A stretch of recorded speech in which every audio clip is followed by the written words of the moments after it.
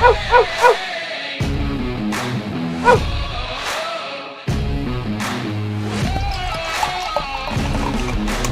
to another edition of the Dogger Pass podcast. This for UFC London. I'm Paul Shaughnessy, joined on the line by Cody Saftic. Coming off of the heels of a losing shoey bet for me, who I want to blame, producer or Prize Picks producer Pat. Promo code DOP if you want to get in on the action, and we'll throughout the course of the episode we will give you our favorite prize picks that are on the board right now. But I want to blame Pat for basically cyberbullying me into Salikov shoey bet with you. Like I kind of have a general rule on this show, Cody, and it's like when Cody is big upping an underdog, you just bet the underdogs. Like I didn't really love Muslim Salikov. We got into it a little bit here. Tension started getting high, and he didn't really get any takedowns, didn't do anything like that. So big, egg on my face.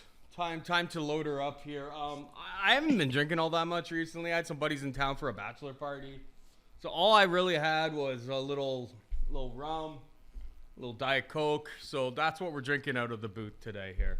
So all right, I like it. That's keto friendly. 1, 2, 3. That's Cody, right. I lost on Prize Picks this week for the first time. My undefeated streak is over. Again, code DOP. Hit the link in the description, by the way.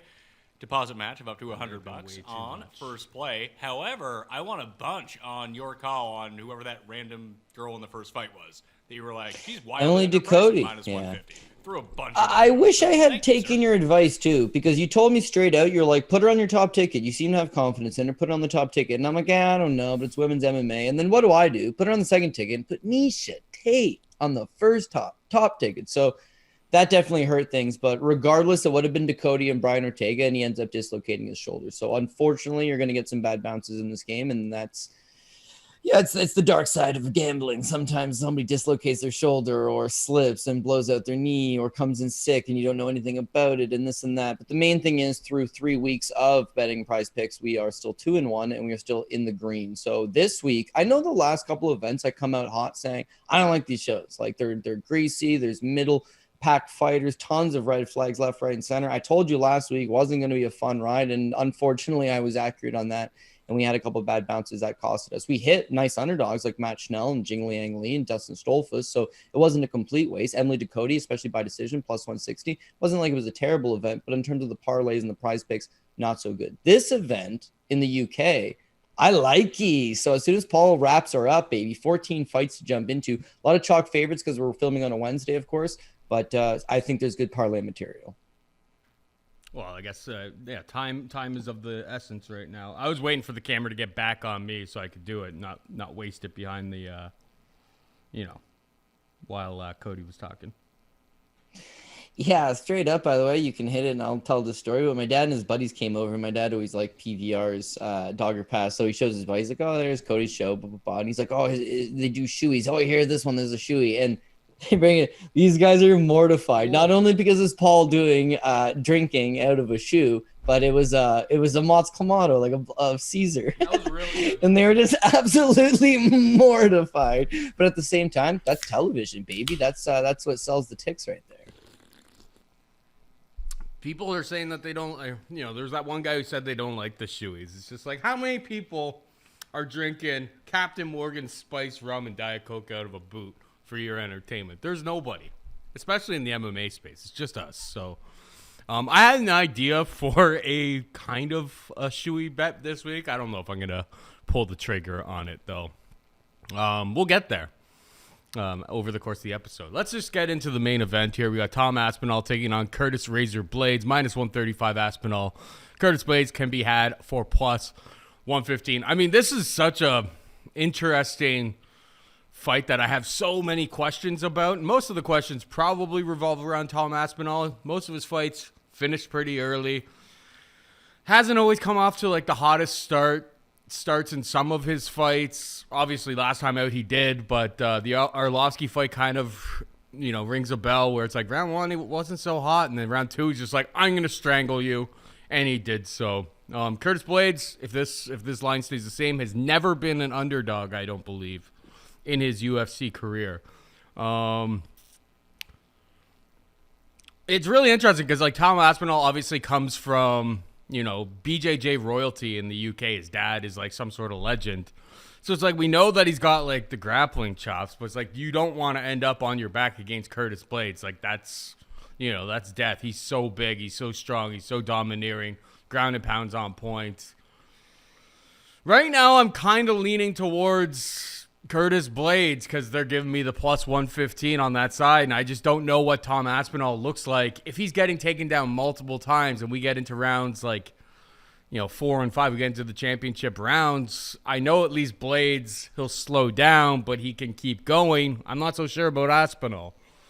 But it's like a fight that I feel like regardless of who wins, the winner's going to look like they were like minus 500 in this spot. And everyone's going to say, like, I told you so. But I think it's kind of like a 50-50 fight. Like, it's either Blaydes absolutely smashes, dominates the wrestling, controls at will, or Tom Aspinall, great athlete on his feet, super, super fast in and out of the pocket, is landing big shots. And you know, Curtis's chin has been checked multiple times. I'm very curious what Tom has for him if it goes to the ground. He's on his back. What type of submissions he could possibly throw up in this spot. But purposes of this show, I'll pick Blaydes. It's a fight that I'm more interested in betting live because I'm thinking Aspinall maybe gets off to a bit of a quicker start. And then if Blaydes isn't dead, it could be really ugly in rounds 3, 4, and 5. So Blaydes is the pick. Don't love it. Probably won't bet it. What's your take here, buddy? Yeah, I was going to suggest a live betting angle as well because I think Tom Aspinall's got the kind of heat to knock out Curtis Blaydes early. But yeah, rounds 3, 4, and 5, we've seen Curtis Blaydes go 5 rounds. You've seen that for a heavyweight. You know, he's pretty mobile. He moves quite well, and he's got good cardio. Trains in Colorado at elevation. Guy can push a pace for a big man. And again, you've seen him in those rounds. So for Tom Aspinall, a bit of a quick finisher. You did point out the Arlovsky fight where he wasn't looking good until he grabbed that rear naked choke. So, yeah, there's going to be elements to his game that are still a little bit suspect. They're still there to get exploited. And if the fight does hit those later rounds, I think cardio could potentially be one of them.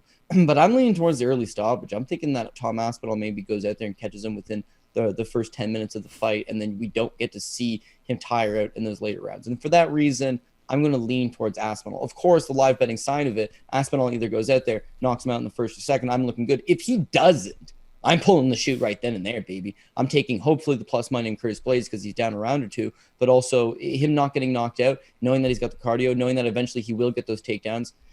I think that'll all be stuff that factors in late. So why am I going towards that early knockout for Tom Aspinall? Well, a couple reasons, right? We'll get to the narrative. We'll get to the matchup. Let's start with the narrative, then we'll get to the actual match. We'll go the other way around. If you're Curtis Blaydes, you rely on the wrestling in a lot of those spots, right? When you see him get knocked out, it's because he's not taking down Francis Ngannou. In the Derek Blaydes fight, he went 0 for 3 in takedowns against Derek Blaydes and then got knocked out. But see, he was complacent and fighting with his hands in that fight. He got complacent and striking when Derek was because he was having some success. And then eventually he gets knocked out. You see him at his best wrestling. Of course, if he doesn't get the fight at the ground, he becomes a liability. Now, that last fight with Chris Daukaus, it's an anomaly because Curtis Blaydes shoots takedowns in almost all of his fights. And I load up on Curtis Blaydes. You load up on Curtis Blaydes. And the entire community drives the price. I think it went off at closer to 7-1, but we got it earlier in the week at like 450, 5-1. Everyone knows he's going to beat him, but everybody thinks he's just going to take Chris Daukaus to the ground. Did not shoot one single takedown. He just opted to stand with them. And it was greasy. Like, he won. He knocked him out, and it was spectacular. But when you watch the fight, especially live, it was like, why are you playing with your food? This guy's missing by inches. Yeah. Now, the thing with Chris Daukaus is he's not exactly the biggest heavyweight. Like, the guy could make 205 in theory. When you look at Tom Aspinall, he's 6'5" with a 78-inch reach. He's massive. He's giant. He's got pro boxing experience. He sparred with Tyson Fury. He's got much better hands. He probably doesn't miss by those few inches. He probably lands flush. And if he lands flush, he's going to hurt Curtis Blaydes a tremendous amount. The other thing is, now let's look at it from a narrative standpoint. Apparently, Curtis Blaydes is on record this week saying, the UFC doubled my pay because I'm taking this fight on short notice. But why is this fight on short notice? Because Aspinall didn't have a previously scheduled opponent for this card, but they knew they were going to the UK, and they knew they were headlining with Aspinall. So Aspinall knew he was getting ready for something, and Blaydes was only notified late and offered more money. Hey, dude, sorry it's late notice that we're telling you about this. Would you take more money to go all the way to the UK and fight Tom Aspinall? And he takes it because it's a lot more money. So he does. So I don't know that he's in some tremendous shape. I don't know that he's coming in with some great game plan. And if he tries to get cute and play with his food, he's going to get clipped by something. And Aspinall, as much as, I shit on him a little bit for the Arlovsky fight, he looked tremendous against Volkov. His striking was on point. Guy's 6'7", huge reach. Curtis Blaydes didn't want to strike with him. He took him down 14 times. Aspinall had his way, beat him standing, ripped him to the ground, and smoked him on the ground with his jiu-jitsu. It was a great performance. Did he show anything on the cardio department? No. But he shows he's got the skills, and he needs to put those skills to his best effect for the first 5-10 minutes and just get this fight over with. Because, the longer it stretches out, I do favor Blaydes. But in that early portion, I'm going to favor Tom Aspinall in front of the live crowd. He's going to feed off of it. And I think he's just going to connect with something early at some point. Even if he does get taken down, his jiu-jitsu is not good enough to get a submission. But his jiu-jitsu is good enough to stay out of harm's way, maybe get back up, or maybe survive the round and start the second round up. At some point, he's going to clip him with something. So that's what I'm going off of. But not a main event I have a ton of confidence in, but one I'm looking to maybe live bet to see depending on how it goes. And it wasn't very long ago that we were in this very arena, and the British, they rolled. It was, March 19th. They just all won. All the British dudes in their matchups just absolutely rolled, absolutely smashed. So something that we'll be alluding to, I'm sure, many times over the course of this episode. Co-main event, the Action Man, Chris Curtis, stepping in on short notice, taking on Jack the Joker Hermansson. Hermansson's a slight favorite, -115, -105. Chris Curtis. I mean, Cody, here's the thing. I love the Action Man. Maybe not as much as you, but I love him a lot. We've bet him every single time. This guy has been a cash printing machine for us. But I kind of thought that this line was going to be -170 +150. This is Jack the Joker is no joke. He is a legitimate 185-pounder with great cardio, all of the skills, good stand-up, excellent wrestling. He's kind of the complete package. So I feel like there may be a little bit too much hype on your boy, the Action Man here. I'm picking Hermansson. I wanted to hear, obviously, what the Curtis Whisperer had to say before I made any action on this, though. Yeah, okay. So first and foremost, the one huge thing that we love about Chris Curtis is that he's got cardio for days. Guy can push a pace. Guy can fight 15 minutes. And that ability to do so is what allows him to beat guys with no cardio. Yeah. And I've been saying that from the get-go. Phil Hawes does not have any cardio. So it was a matter of time before he either stopped throwing punches or tired himself out, and Chris Curtis clipped him. Brendan Allen is not known for his cardio. So it was a matter of time before Chris Curtis found the mark, and he did. Rodolfo Vieira is not known for his cardio. And so actually I had a pretty good first round and then just completely gassed out in the second and third. Jack Hermansson's got good cardio. Not only that, he's been in 5-round fights many of times. He's shown that he can dig deep in those 4th and 5th rounds need be. Not that this one's going to matter in that case. And it's just he's not a guy that's going to go away quietly after 3. So in regards to that, he's taking one of the main weapons off the Action Man right off the get-go. The other thing is, and I have been preaching this a little bit more of late, Action Man can beat these guys that are outside the top 15 at middleweight all day long. Yeah. But eventually, he's not going to be able to beat the best middleweights in the world. He's best suited to go back to 170 pounds, or of course, he can make welterweight, and he's a tremendous talent there as well. So I don't know. Is he biting off a little bit more than he could chew in this particular matchup? Maybe. The other thing is Action Man's first 2 fights in the UFC, he looked awesome. And the last fight against Rodolfo Vieira, he round did not, one, he got outstruck by Rodolfo, or at least it was competitive. So at least it was about competitive the on the takedowns. feet. Oh, of course. He stuffed. Dude, it was. He went 22 of 22 on takedown defense. He stuffed 22 takedown attempts. Yeah, he stuffed them all. There was a brief exchange early in the first round where he kind of gets taken down, but he only gets taken down to one knee, one hip, and then he just hits a wizard, gets up from there, and he's fine, right? So takedown defense is good, but in that fight, he looked a little plodding. He looked a little lethargic. His output, although he landed over 100 significant strikes, was off by his own measurements. I don't know. He just kind of looked a little bit flat to me. No, I will say something, right? This will be his 8th fight in 16 months. So Action Man loves to fight. Dude loves to stay competitive. Now, when you look at him at his best is when he fights every other month. He's prime Cerrone, prime Neil Magny. Just book him as often as you can. When he beat Phil Hawes, whatever, it's a 4-month turnaround. But then he beats Brandon Allen. It's a month later, and he looks awesome. Then he took 6 months off before that Rodolfo Vieira fight. So I think partially part of the reason was he just like wasn't on, right? Now he's taking this fight on a month turnaround. I think he's going to be okay. I think he's going to go out there. He's going to have his rhythm. He's going to have to stuff the takedowns. He's going to have to box him up. But it's all stuff he's more than capable of doing. So let's talk about how does Jack Hermansson win this fight? Well, he would have to take the action man down, which is a lot easier said than done. Phil Haas tried 3 times, and he's a junior college national champion. Got none of them. Brandon Allen tried 3 times. Brandon Allen's a pretty adequate grappler in his own right. Didn't even come close. Rodolfo Vieira, who's likely on steroids. I can't say that, Pat. I don't want Pat getting sued and stuff. The guy's on something. I don't know what the hell he's on, but I mean, he's completely gacked up for a 185er, and he tries 22 times on the action man. He takes his strength and conditioning very seriously. That's how his extracurriculars for all day. Yeah, for sure. I mean, he takes all of his vitamins, I'm sure.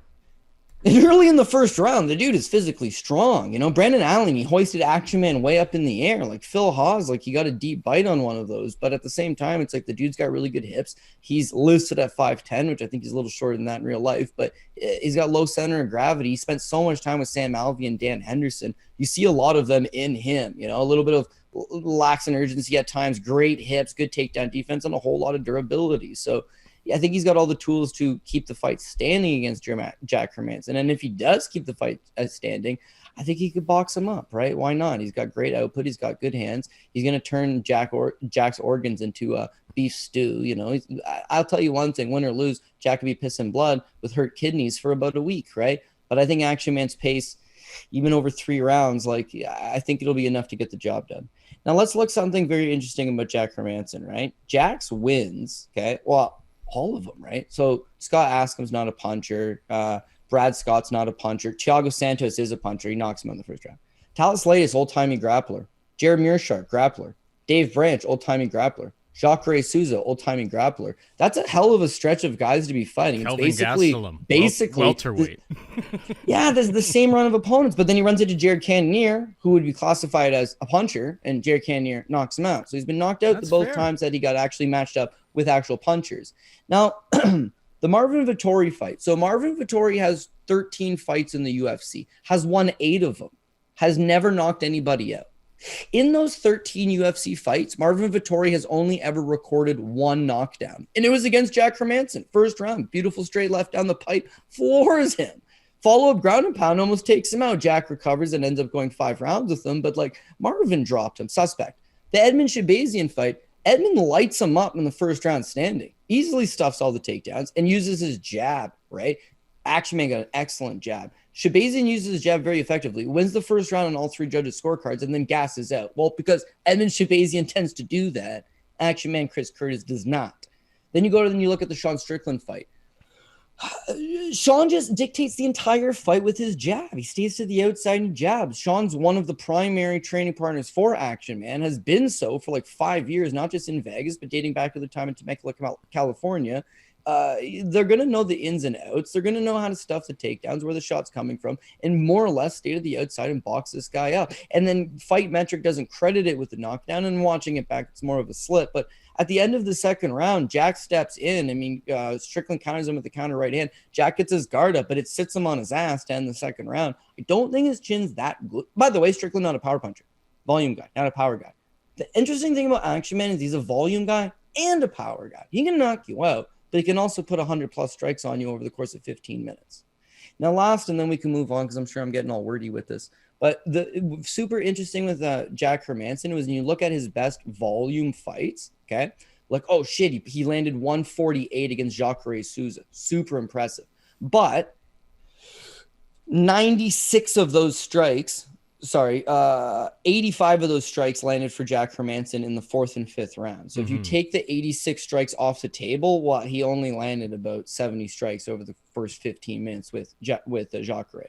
Okay, well, let's look at the Marvin Vettori fight because he puts up 122. It's honestly the exact same thing. In the 4th and 5th round, he combines for 62 of his total strikes, right? So if you take those off the table over the course of his fight with Vettori, he only lands 62 strikes over the course of the first 15 minutes. And again, with Sean Strickland, much of the same. He comes alive and he lands 80 strikes in the 4th and 5th round because Sean gets lazy and just starts standing with him for no apparent reason. But over the course of the first 15, he's mostly looking to grapple. He's mostly looking to strike a little bit. Like, I don't think that he's going to overwhelm Action Man. I think it's going to be volume towards Chris Curtis. I think Chris Curtis has got the kind of hips and takedown defense to keep the fight standing. He's going to probably go off at even money, which he was against Vieira his last time out. We were happy to cash on that one, and we would be happy to do so again in this. So is he setting himself up for failure by fighting up a weight class, traveling to a different country, taking a fight on short notice, this and that and the other? Yeah, probably. But it's been a month. It's not like it's 2 weeks. And he's the Action Man. This is where he thrives at his best. So I'm going to take Chris Curtis again. I actually will. And don't know if Action Man's going to knock him out or win a decision. I couldn't tell you a straight prop. Like, my heart tells me that Action Man's going to knock him out. But the logic would be that he just does the same thing he did against Vieira, which is sprawl and brawl. Take your time, see the shot coming, and then stuff it, and then box him up a little bit. What about fantasy score on Prize Picks over 76.5 points? Because then if he knocks him out in round 1, you win. If he knocks him out in round 2, you win. Round 3, he would have to have so few strikes to not win, because I think it's like I don't have the exact numbers in front of me. But yeah, like, even if he won a decision, you can still win. If you think the Action Man wins, 63.5 significant strikes, that gets difficult if he gets a finish in the first couple of rounds, of course, right? I think 76.5 fantasy score over for the Action Man.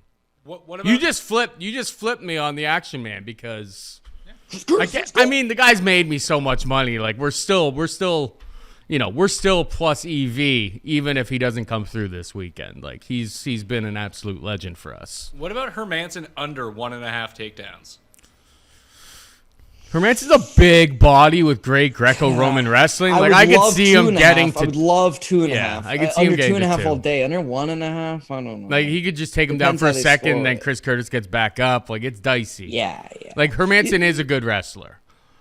Paul last week had mentioned sorry to bring it up again, the Muslim Salikov versus Jing Liang Li, and he said, well, look, Muslim Salikov landed 2 takedowns in this fight. He landed 3 takedowns against Leonardo Staropoli. Yeah, in those fights, even with the takedowns, for this type of advice. I know he had 3 takedowns and 30 seconds of control. Right, so a guy can get a quick takedown but establish no control. Hermansson's going to be trying for takedowns. He's bigger than Curtis. He's taken down, I would say, maybe better wrestlers than Curtis, but you see from Action Man's ring IQ in that last fight, it was like, I'm just going to take my time and work this guy's body. Use my jab, work this guy's body. I'll admit, he got hit with some big shots from Rodolfo Vieira. That was like, what are you doing? It's because he fought with his hands here the entire time. Because he's like, I'll give you a punch to my face to make sure if you shoot, I got my hands in position to stuff the takedowns. Hermansson, if he does the same thing, then that's so be it. His striking's not good enough to knock out Action Man standing. So maybe he has to eat a couple shots to get the job done. But beyond that, I don't think Jack's going to go to a singular game plan of, I need to take him down. I think he's going to be like, you know what? I'm a bigger guy. I'm going to stay to the outside, and I'm just going to work his leg with leg kicks. Jack's got excellent leg kicks, and Chris Curtis tends to be very flat-footed, right? So he'll probably go in with a game plan of strike a little bit here and there, and he'll just get caught being cute. Chris Curtis, excellent southpaw. That same straight left down the pipe that Marvin Vettori dropped him with, Action Man will drop him with it. Only this time he'll pounce and put him away. So let's go, Curtis. Let's do it, baby. 4-0 in the UFC. Like, how crazy would that be, considering people said he didn't belong here? Considering the guy had, like, basically retired because he didn't get his opportunity. He did retire 3 times. Yeah, well, because he didn't get his opportunity. And then the moment he gets his opportunity, goes on this run. And then, I mean, you beat Hermansson, you're right up in the thick of the top 5. Like, crazy. That'd be a crazy story. That'd be like MMA comeback story of, like, all time. Well, not only that, but like when you sign with the UFC, you sign an entry-level 4-fight deal. So on his deal, he knocks out Phil Hawes, got $50K knockout of the night. Brendan Allen, he knocked him out and got a $50K fight of the night. He just straight up beat Rodolfo Vieira. This is maybe considered the last fight on his deal. He took it on short notice in the UK as a co-main event. Like, he's hooking the. He stands to get paid after he's hooking this, the you know promotion what I'm saying? up, right? Like, he's staying active and taking fights on short notice. Like, that is the recipe for success in the eyes of Dana. It's like, those are the guys that they want. And all 4 of those fights would have been completed over the course of 8 months. Yeah, it's crazy. So, you know what I mean? For people that complaining, I can't get fights, I can't do this, I can't do that. Like, this is a good story. This dude just turned 35 a couple days ago. Yeah. Who can? The Action Man can. All right, we got Paddy the Batty Pimblett taking on Jordan Leavitt, minus 260 Pimblett, plus 220 for Leavitt. What's your take here? Yeah, okay. So obviously showing the UK, the UFC knows exactly what they're doing. They want Paddy Pimblett on the card. They want him to have an exciting fight. They want a very winnable fight for him. So they're bringing over a guy like Jordan Leavitt, who, although dangerous in his own way, the most dangerous thing about this dude is not his jiu-jitsu, which is about the only other thing he's got, is that if you lose to him and he twerks on national television, you are done. You are done, pal, right? So it's like you can't lose to Jordan Leavitt. But outside of that, I just don't think he's got the tools. His wrestling, really not all that good. You look at all 3 of his fights in the UFC, he's generally coming up shy. He did take down Trey Ogden a couple times his last time out. But prior to that, I think he went the Claudio Paulus fight, wrestling looked terrible. The Matt Sales fight, Matt Sales has got very bad cardio and very bad grappling. And even, it was difficult for him to take him down. And then Trey Ogden, no takedowns against Ogden. He himself got taken down.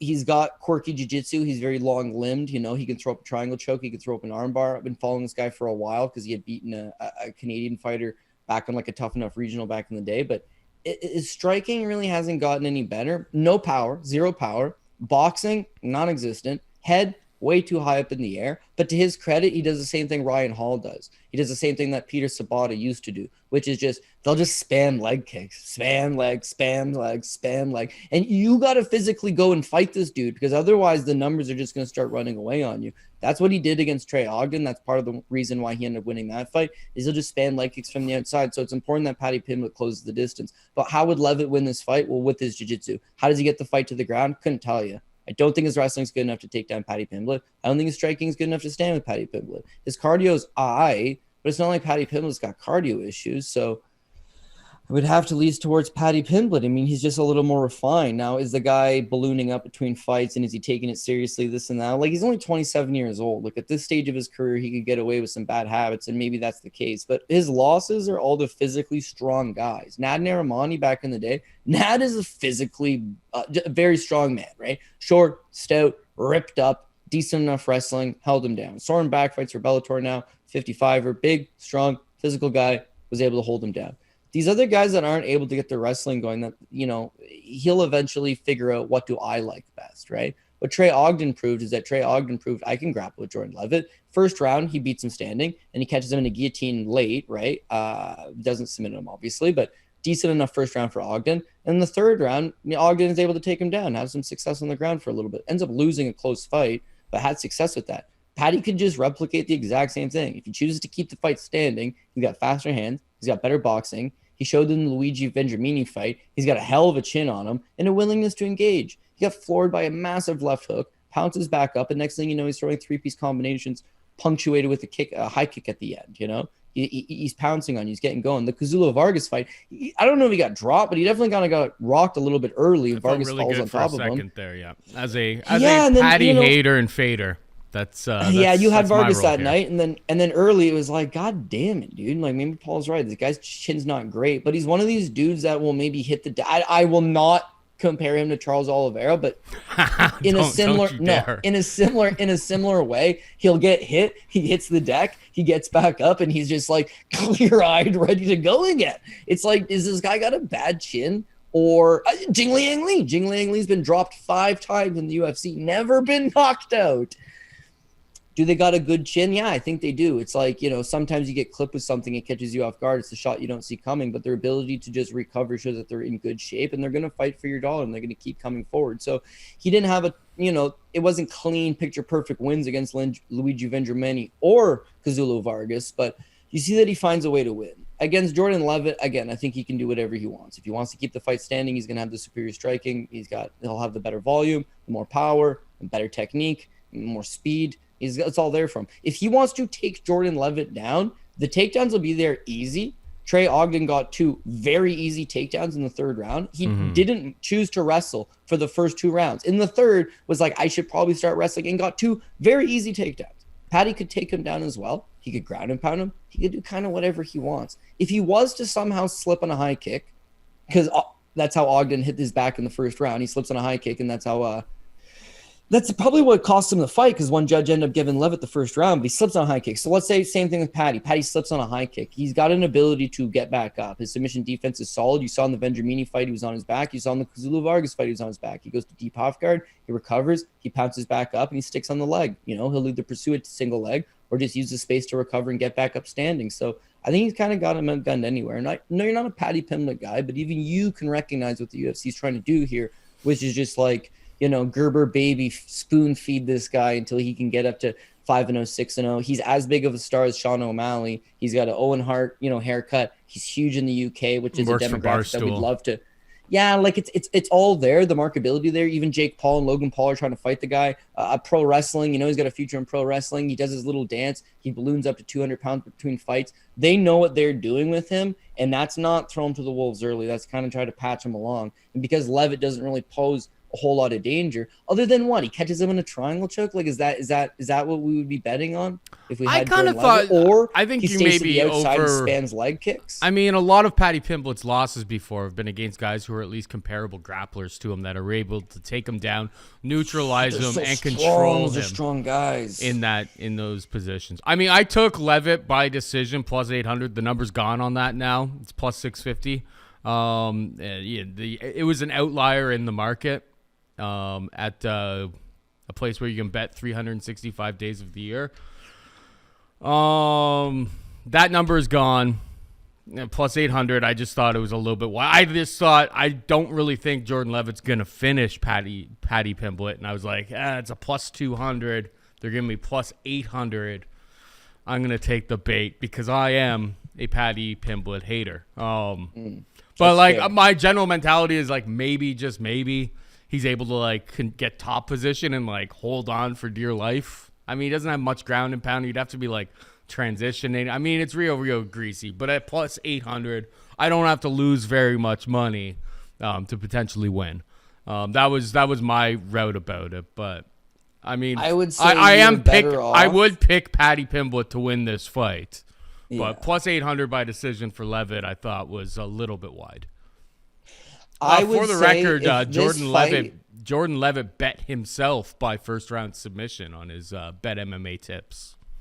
Yeah, well, I know guys that are in the know. Jordan Leavitt is a training partner of Action Man. He's one of those syndicate MMA guys in Vegas, and they're all super confident that it's he's such good plus money. This is easy money. Jordan's going to go take him out. I struggle to figure out how that occurs when you look at the tape. Paddy's probably inflated. The line's certainly inflated, and maybe because his big character and all this and that, you're overpaying. But at the same time, stylistically, how it breaks down would just it favors him. And then the last thing I'm going to throw out there, and we can move on because I'm going to make the exact same point when we talk about Molly McCann 2 fights from now, is that you're going to feel so good about this plus 800 ticket. It's going to go to the scorecards, and then you're going to realize, I know, in Las Vegas. If this fight was in London, and you had a plus 800 by decision, it has London, to be clear. They are straight up screwing It has him. to be clear cut. I am fully even if it's relatively close, I am fully prepared. But that's why it's a plus 800. It's that was part of the process. I'm and that's why I see plus 500s out there. It's I probably wouldn't add it. Actually, I wouldn't add it. I added it because it was the outlier in the market. If this goes to the scorecards, Leavitt better control 9 of those 10 minutes, from top position, if he's even going to have a prayer of stealing 2 of 3 cards. Even if he was to do that, rounds, 2-3 cards. Even if he was to do that, he doesn't have any ground and pound. Not only does he have no power for ground and pound, he just doesn't physically ground and pound. He fights like Carlos Noon. He just tries to flow on top of you and maintain positions to try to set up submission. So even if Paddy is on his back, but he's chopping away with elbows and he's waving to the crowd and he's trying to be active, they're going to screw him. If he holds him up against the cage, they won't score it. If he outstrikes them by 30 strikes, but they're all these dinky leg kicks at range, they're not going to factor it in. They're going to find a way. But anyways, I digress. We can move on. It's 8-1. So, you hear me on the podcast. I'm very humble about it, but on Twitter, I'll be like, I told you so. Just for the memes, for the culture. But Leavitt by decision plus 800, numbers gone now. Plus 650. If you're a hater like me, maybe worth an ad, but Paddy Pimblett probably wins. And all of the deck is stacked against Jordan Leavitt when he's fighting in the UK. So, interesting fight, to say the least. Nikita Krylov takes on Alexander Gustafsson. Krylov, a minus 200 favorite. Gustafsson can be had for plus 170. It's like, bro, we were on this very program talking about Krylov versus Craig. I didn't even end up betting it, which is so stupid. I mean, it was like one of those bets, though, that like Krylov was absolutely dominating, but you're also in the back of your mind going, why are you going to Paul Craig's guard? Like, that's exactly where Paul Craig wants you to be. I mean, Nikita Krylov, like, I know Gustafsson looked horrible up at heavyweight against Fabricio Verdum. He hasn't looked good in a long time. He is long over the hill. Minus 200 for Krylov, who, frankly, historically, just makes horrible decisions in pretty much all of his fights. Seems like a really wide price tag, but I don't have the courage to pull the trigger on Gustafsson because I just haven't seen anything good from him in like 5 years at this point. If you put a gun to my head, force me to bet, I'd take a poke on Gustafsson. I'll wait to see what weigh-ins look like and all of that, but yeah, I'll pick Gustafsson for the purposes of the show because it's plus money, and I think minus 200 on Krylov is kind of ridiculous. But I don't love it. I won't be betting money on it. What about you? Yeah, I got a lot of similar thoughts. Like, I don't like Krylov at minus 200. On the flip side of that, it's like I don't think I could get behind the idea of betting 35-year-old washed to bits Alexander Gustafsson coming off a long layoff.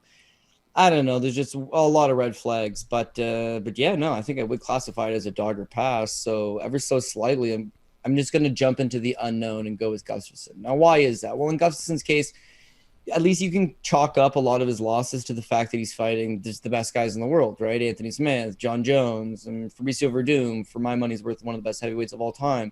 So is he getting caught? Is he losing? Is he this and that? Like, yeah, but it's not like he's terrible. It's just he's fighting world-class guys. He gets no rest for the wicked. He's always jumping back in there. I used to shit on this guy on a personal level and be like, I don't like Gus. People only liked him because of that John Jones fight, the first one, where they were like, he got robbed, man. He got robbed. No, he didn't get robbed. I was there live. It was 4-1 John Jones. It was a good fight. It was a fun fight because John Jones was on a complete bender and didn't take the fight seriously. It was competitive. But, like, at no point did Alexander Gustafsson win that fight. But to his credit, dude, after that, all he ever did was fight the best guys in the world. He gave Daniel Cormier a wicked good fight where he dropped DC and stretched him to his limits. His wins are they're a long time ago now, but his latest wins, Glover Teixeira, Jan Blachowicz, both guys that went on to win UFC titles. And again, his losses are to guys that are only the premier guys of the division. So it's a little bit difficult to completely write him off and be like he's completely washed because of that talent level. Now, he fights Fabricio Verdum at heavyweight. He doesn't look completely interested. The Anthony Smith fight before that, the first 2 rounds, he threw hardly no strikes, won the third, and then gassed out in the fourth and got submitted in his own backyard. So is he interested? I don't know. But the fact that he's coming back 2 years later, going back down to 205, I would wonder if he recaptured a little bit of that motivation. Mm-hmm. Krylov, meanwhile, Krylov's a man on fire. The problem with Krylov is he's not durable, like he's not, and I don't mean that in that he's flimsy and like he'll get finished. I mean that in the sense that like he's not built to fight 15 minutes. Almost all of his wins are quick finishes. We all know that book on him. But just let's look at these last 4 fights. The Glover Teixeira fight, he starts off really well, right? The third round of the Glover Teixeira fight, he's done. He's cooked. Glover beats him up. Glover gets a split decision. Okay. The Johnny Walker fight. Johnny Walker can't grapple. Krylov exclusively went to the grappling in that fight. And I bet him as a plus 175 underdog that night, thinking that, I don't like Johnny Walker. I'm not sold on him. And yeah, sure, he exposed Walker, but he didn't look great doing it, dude. He got a takedown in all 3 rounds and just lied on top. No ground and pound. I think he only lands like 40 or 46 significant strikes in that fight, low output. And he still managed to look quite tired in the 3rd round. And then the last 2, Magomed Ankalaev first round plays with them, right? Stands with them. There's an argument that Krylov may have actually won the first round against Magomed Ankalaev. Crazy, but he's just biding his time. The 2nd round, he starts to tire. Magomed Ankalaev just pressures him, and he wins the 2nd round. The 3rd round, Ankalaev decides, you know what? I'm going to take him down. And it's money. It's money. He just takes him down easily in the 3rd round and dominates him, right? That's the most clear, cut, concise round of the fight is when he decides to use that wrestling. And, of course, he catches Paul Craig early. may have knocked him out, maybe didn't knock him out, but Paul Craig wakes back up and then submits him. Now, how much of that submission is magical Paul Craig is just such a genius off his back, and how much of that submission is Nikita Krylov punched himself out by landing all those strikes within the first 3 minutes? Kind of a bit of column A, kind of a bit of column B. He's not trustworthy in that regard. So is he going to walk out and punch out Alexander Gustafsson in the first 5 minutes of the fight? I'm going to go ahead and probably lean towards no on that front. Is he going to go out there and fight him competitively for a hard 15 minutes? Yeah, maybe not. So Gus is going to be live in that second and third round. And beyond that, Gus has been working a lot on his grappling specifically. He wanted the Fabricio Verdum matchup because he thought, I can grapple with this guy. He shows some grappling match on the regional scene between his last fights. So he's clearly working on it. And again, he's spending a lot of time in Las Vegas with the Action Man Chris Curtis, Khamzat Chimaev, Jake Shields, Francis Ngannou, working with some of the best guys in the world, but they're all working, as you saw with Francis Ngannou in his last fight, his ground game. So I don't doubt that he's going to go out. People are thinking it's striker versus striker and Gustafsson's washed. I don't think he's looking to strike. He's going to do what he always does, super mobile on the outside of the cage, floats and counters. Krylov likes to come head forward and be the aggressor. So that plays into Gustafsson's game. But all he's going to do is matador him side to side and then drop on a low single. Throw him against the cage, try to get him to the ground. If he does get on the ground, he's a bigger, stronger, more physical guy. He's been spending a lot of time in his ground game. He's going to neutralize him. And if he can do that for 2 to 3 rounds, he's going to score a decision. So we are jumping into the unknown, and there's tons of red flags and a ton of shit that could go wrong for us. But I would say dog or pass, I'll take Alexander Gustafsson. Yeah, and on Prize Picks, 90.5 fantasy score for Nikita Krylov. Like, you basically, way under. Like, you'd have to smoke him. Krylov doesn't. Even if he wins, Krylov doesn't throw that much. When he does, Yeah, maybe he would land a whole bunch of takedowns. Like, that's maybe his path to get over the 90.5. But like, if he doesn't get a first round finish, like, you're very, very live to catch that under 90.5. So, adding that to the ticket for this week. We got Meatball Molly McCann minus 425 taking on Hannah Goldy, who can be had for plus 325. I really, you know me, I'm a value boy. It's like, I saw this number on Meatball Molly, and it's going to continue to grow. You're going to get like the Barstool fan base. They're going to probably have some like promotions over the course of the week, and they'll have a Paddy and Molly parlay that'll, bump up these numbers. And I'll be like, she'll be minus 500 by fight night. But I still can't bring myself to bet Hannah Goldy. I know she's coming off of that first round submission win her last time out. That one kind of seemed, it was against Whitmire, who's like god awful. Molly has made some significant improvements. She's an absolute grinder, an absolute warrior, but it's like, she went life and death with my girl Catch a Beating. It's just like, Hannah Goldy potentially could be live, but what you talked about in the Paddy fight is kind of what I was thinking here. I'm like, Goldy's, if these are even remotely close rounds on the feet, like, Molly McCann is like a fan favorite in the entire UK. Like, you're almost kind of hoping for like a Goldy finish to win a Goldy moneyline ticket, because anything close is probably going to go to Meatball Molly McCann. I'll pick Molly McCann, but like, it just isn't in my DNA to lay minus 425 on Meatball. So straight up, like, just pass as much as possible. If the line gets absolutely absurd, maybe I'll hit something, or maybe if something like during live action, if the number, because it's already minus 425 plus 325, maybe, just maybe, something absurd happens in live markets, and I'll jump on the massive underdog play here. But can't bring myself to pull the trigger on Hannah Goldy, because I really don't think that she's all that good.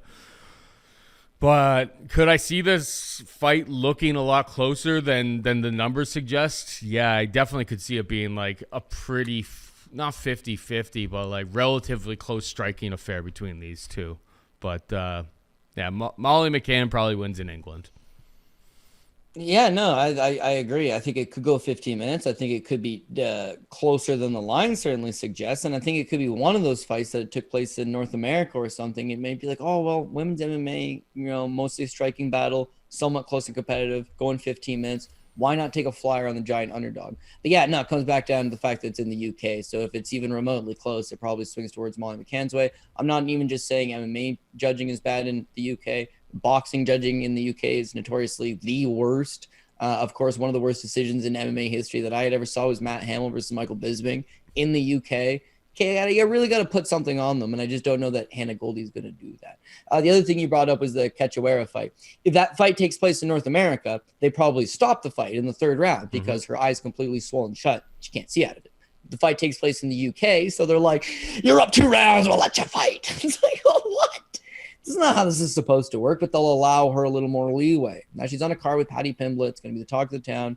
She's got excellent cardio, excellent pace, always in your face, a little too hittable for my liking, but at the same time, she's always just grinding and just staying at it. And that's going to be, personified by the fact that she's now in the UK again. She feeds off that live crowd. Of course, she's got teammates on the card. It's a big show.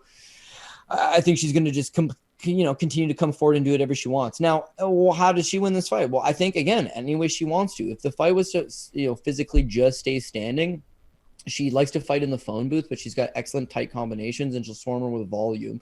You saw in her last 2 fights, she lands 127 significant strikes against Jae-Yoon Kim. She landed 85 significant strikes against Luana Carolina. She landed 113 against Diana Belbita, 108 versus Ariana Lipsky, 107 versus Catch a Beating. She can easily eclipse that 100 significant strikes number, right? And a lot of it's that dirty boxing in the clinch. So that's going to be afforded to her. You see, again, defensively, a little to be left to the imagination, but offensively, she puts a lot of pressure on you and continues to move you backwards. I don't think that Hannah Goldy's striking is all that good. I think her pace has been okay in the Diana Belbita fight, but of course she got outstruck and beat by Belbita.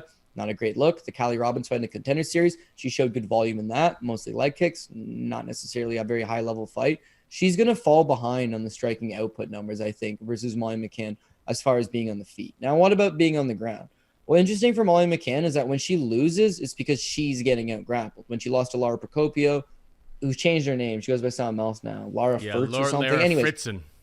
I looked. Lara Fritzen. So she got taken down 7 times by Fritzen, right? She got taken down 5 times versus Taylor Santos. That time she lost to Jillian Robertson, she got submitted after she was taken down twice, right? So that's been the way to defeat her, is go out there and offensively take her down. Whereas like with Hannah Goldy, it ain't happening. The offensive wrestling's not there. Goldy took Belbita down a couple times, but so did Molly. So yeah, she took Belbita down twice and ultimately ended up losing that fight because she couldn't keep up with her on the numbers, right? Whereas when Molly McCann fought Belbita, you're right, she took her down 5 times and just had a lot more success. But going back to Hannah Goldy, the Belbita fight, she got dropped twice in that fight. Fight Metric will tell you it's once. Oh, sorry, no, that's a lie. She got floored in the first round against Diana Belbita on a counter shot, and then in the third round, she gets rocked by her right hand where she's on rubbery legs. She gets swarmed up against the cage. She does recover. But Belbita dropped her once and physically had her hurt bad in the third, didn't have the volume in that fight. Wrestling wasn't there to save her. Her physicality, which is her best weapon, was not there in the Belbita fight. None of that bodes well. And, of course, she ends up losing the 29-28. That next fight versus Emily Whitmire. This is not me. This is the kids. The kids call her Emily Shitmire. Now, when you watch that fight, right, it's like even Emily Shitmire is having a lot of success. She goes out, she pins her up she wins the striking exchange for the first minute. She pins her up against the cage. She judo tosses her to the ground. Hannah Goldy works her way back up. She judo tosses her back a second time, sits up in guard and gets armbarred. But you know why she got armbarred from guard? Because the kids call her Shitmire for a reason, Paul. Not exactly the best equipped to deal with it. You think Molly McCann's just going to fall into an armbar? I don't think so. She got little T-Rex arms on her. Like catching her under the elbow would be one hell of a task. So I don't think she's getting armbarred. But what I will tell you is that if she wants takedowns, they're going to be there all night. If she wants to set up shop and ground and pound her, it'll be there for her all night. If she wants to stand in the pocket and exchange combinations, probably not the easiest path to victory, but she'll still win doing that as well. So the line's big, but it's accurate. And because she's not the most potent finisher, you could potentially try to chase her by decision. The problem with trying to do that is look at that last fight with Luana Carolina, where it's like she's on her way to decision, but she just never stops coming, man. Spinning back elbow death. She just throws what the hell, man. Like she's reckless. She's a grinder. But that's not great for fight goes the distance prop. So like as much as I think she wins and I want to juice it by the decision, I think she could potentially feed off that live crowd and just get reckless in that third round and start pounding away and maybe force a bad stoppage. her by TKO. I see as high as plus 425 out there. That's not so bad. If you want to chase the magic from the Luana Carolina fights, maybe that's the way to go about it. But yeah, minus 425. It's going to be minus 500 by fight night, because once everybody gets their parlays in and all that stuff, like there's only nobody out there wants to bet Hannah Goldy. I wanted to give myself some way to bet Hannah Goldy. It's just like I can't even justify it. I don't really see too many redeeming qualities. All right, we got Volkan Oezdemir taking on Paul Craig. Minus 150 Oezdemir, plus 130 Craig. Can Paul Craig pull the rabbit out of his hat again? Because it feels like every single fight for Paul Craig, at some point he is like, it looks like he's pretty much dead, and then all of a sudden he cinches up a submission, and that's all she wrote. Like, there's just, this guy is, it's hilarious. It's actually incredible. Just like the level, like the quality of wins that he has in the UFC. Like, he beat Ankalaev, Kennedy Njoku, who's making a lot of improvements since then. Mauricio Shogun Hua, obviously, but he had the draw with Shogun too, where he looked actually pretty awful. Though Jamal Hill's on the rise, very, very talented, up-and-coming fighter. And, like, he, dislocated that dude's arm. And then Nikita Krylov absolutely punishing him the entire fight. And then, but it's just like, bro, why are you on the ground with Paul Craig? Bad things are going to happen. I think there's kind of like an overreaction to the mark. I think Volkan, like, keep this fight standing, bro. There is no need to go to the mat. And for that reason, I think, like, Volkan, he trains at Sanford, should have a good game plan going in here. Should have plenty of wrestlers. Like, Paul Craig's wrestling isn't something special. It's like Volkan should be able to keep this upright. And when they keep this upright, maybe it's a little bit competitive for the first, 5 minutes or so. But, Volkan should absolutely destroy him on the feet. I think minus 150 Oezdemir is actually a pretty good value play on this card. Haven't betted yet. Wanted to talk to you. Does Paul Craig have more magic beans to pull off this weekend? Yeah, I'm going to go ahead and say no. So, of course, he has cost me money in the past. Jamal Hill was a top ticket play. Nikita Krylov is on my second ticket, right? So, yeah, like when I bet against Paul Craig, I normally think he's going to get steamrolled, and he finds a way to make magic happen. So, yeah, duly noted. The guy's dangerous. The guy can pull things off. But, yeah, the run of luck is only going to continue for so long. And you're 100% accurate in your assessment that he has, quality victories. And you can't shit on those victories. But, if you were going to shit on those if you watch the tape, they're not that impressive. If you look at his Tapology record, you're like, oh, my God. The wins that this guy has, they're incredible. But it's always he capitalized. It shows how great his jiu-jitsu is, how dangerous his jiu-jitsu is. He can get, if Volkan's in a really tight spot at one point, he's probably not getting out. He's going to get subbed. But Paul Craig is so one-dimensional that, it's sub or bust for him. So yeah, but you got to give him credit in that, the Magomed Ankalaev fight, he got thrashed for 459 of the fight and submitted him with a second left, right? The Kennedy Njoku fight, he definitely lost the first 2 rounds. He subbed the dude with a triangle choke in the 3rd round. So it's perseverance, right? Then his latest run, Gazmat Untagulov, Gazmat's a bomb. Antagulov took him down, and then he submitted him. So it was a bad move on Antagulov's part. The Shogun fight the second time, I don't even want to talk about it. It's a shell of Shogun. Shouldn't have even run it back. It doesn't matter. It's an irrelevant win, truly is. The Jamal Hill fight, interesting. So Hill could beat him standing. The game plan surely is knock him out standing. And yet he goes to the ground with him, makes the conscious decision to go to the ground with him. Even worse than that, he escapes the first triangle choke and consciously makes the decision to re-engage him on the ground, try to pass his guard, put himself back into the frying pan, and he gets burned, gets his arm dislocated. Could have just pushed back and stood back up. Mentally, bad decision.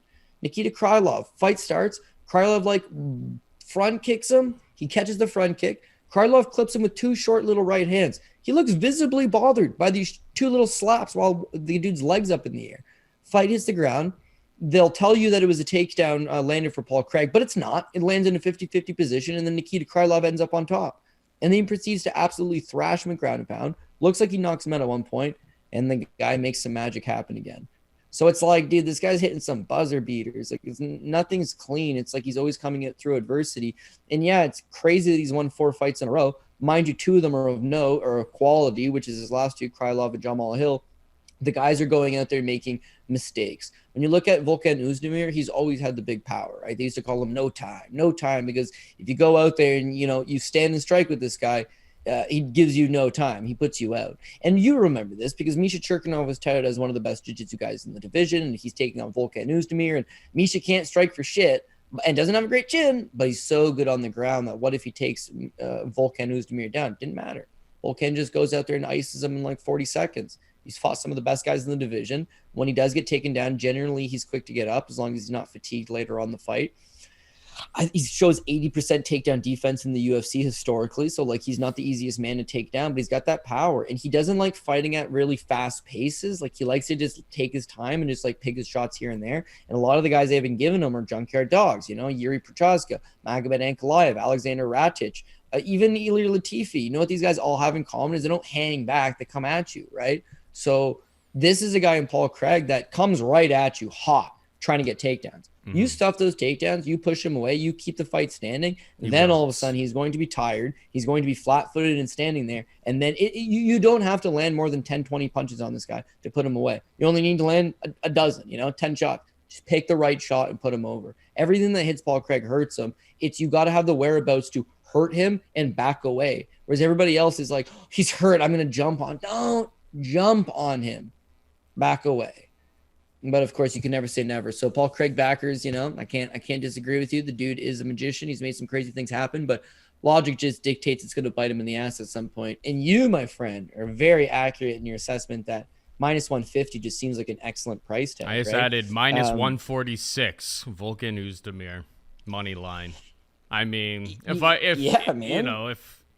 if Paul Craig gets me, he gets me. But like, I feel like we've crossed into.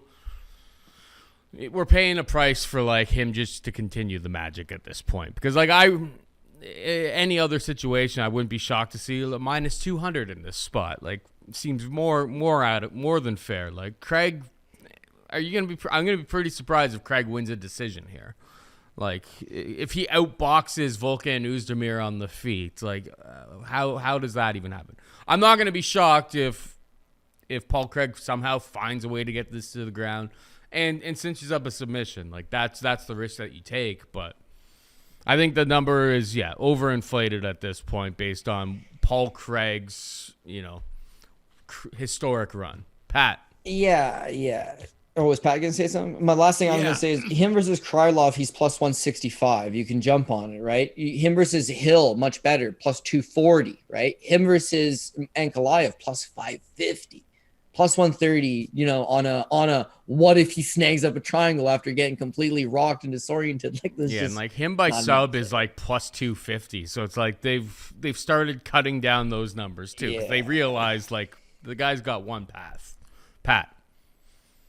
So 2 things. It seems like the market is with you. I'm just looking at the opens for this versus what it is now. And even in some spots, Paul Craig opened at plus 110, and then all the money just filtered in the other way. But it seems to be hitting a point, like minus 160, and then all the money comes back in on Craig with the way that the market is moving. Like, there's a few spots where Volkan is higher than that. But once, I'm just looking at all of the different sites right now. Once it gets to that threshold, it comes back down. So, like, minus 150, minus 160, somewhere in there. I took the minus 146 I see you're staring at right there. But the one I was looking at for Prize Picks and just looking at the sheer odds versus what Prize Picks is offering. Yeah, 6.5 minutes over. Yeah, 6.5. It's dicey because like Paul Craig can get it. Yeah, but what you guys are both picking against Paul Craig. Like if you lose, you lose. Like you're gonna lose your bet. I'm gonna lose that one. But over 6.5 minutes. I'm looking right now that the over 1.5 rounds, which is more than 6.5 minutes, is already getting juiced up to like minus 130. Yeah, it's minus 125, but it doesn't look like that number's actually been hit by anybody yet. But that's just where it opens, and you don't need that extra minute. So what? I agree. So if it was that minute, you're probably looking at like minus 150. Yeah, minus 150, and it's an even money on Prize Picks. Give me the over 6.5. You know what, Prize Picks, Pat? I'm adding it. That was one of the ones I was looking at it as well. It's a leg that like I mean, if Paul Craig wins, he snatches up a submission in the first 5 minutes.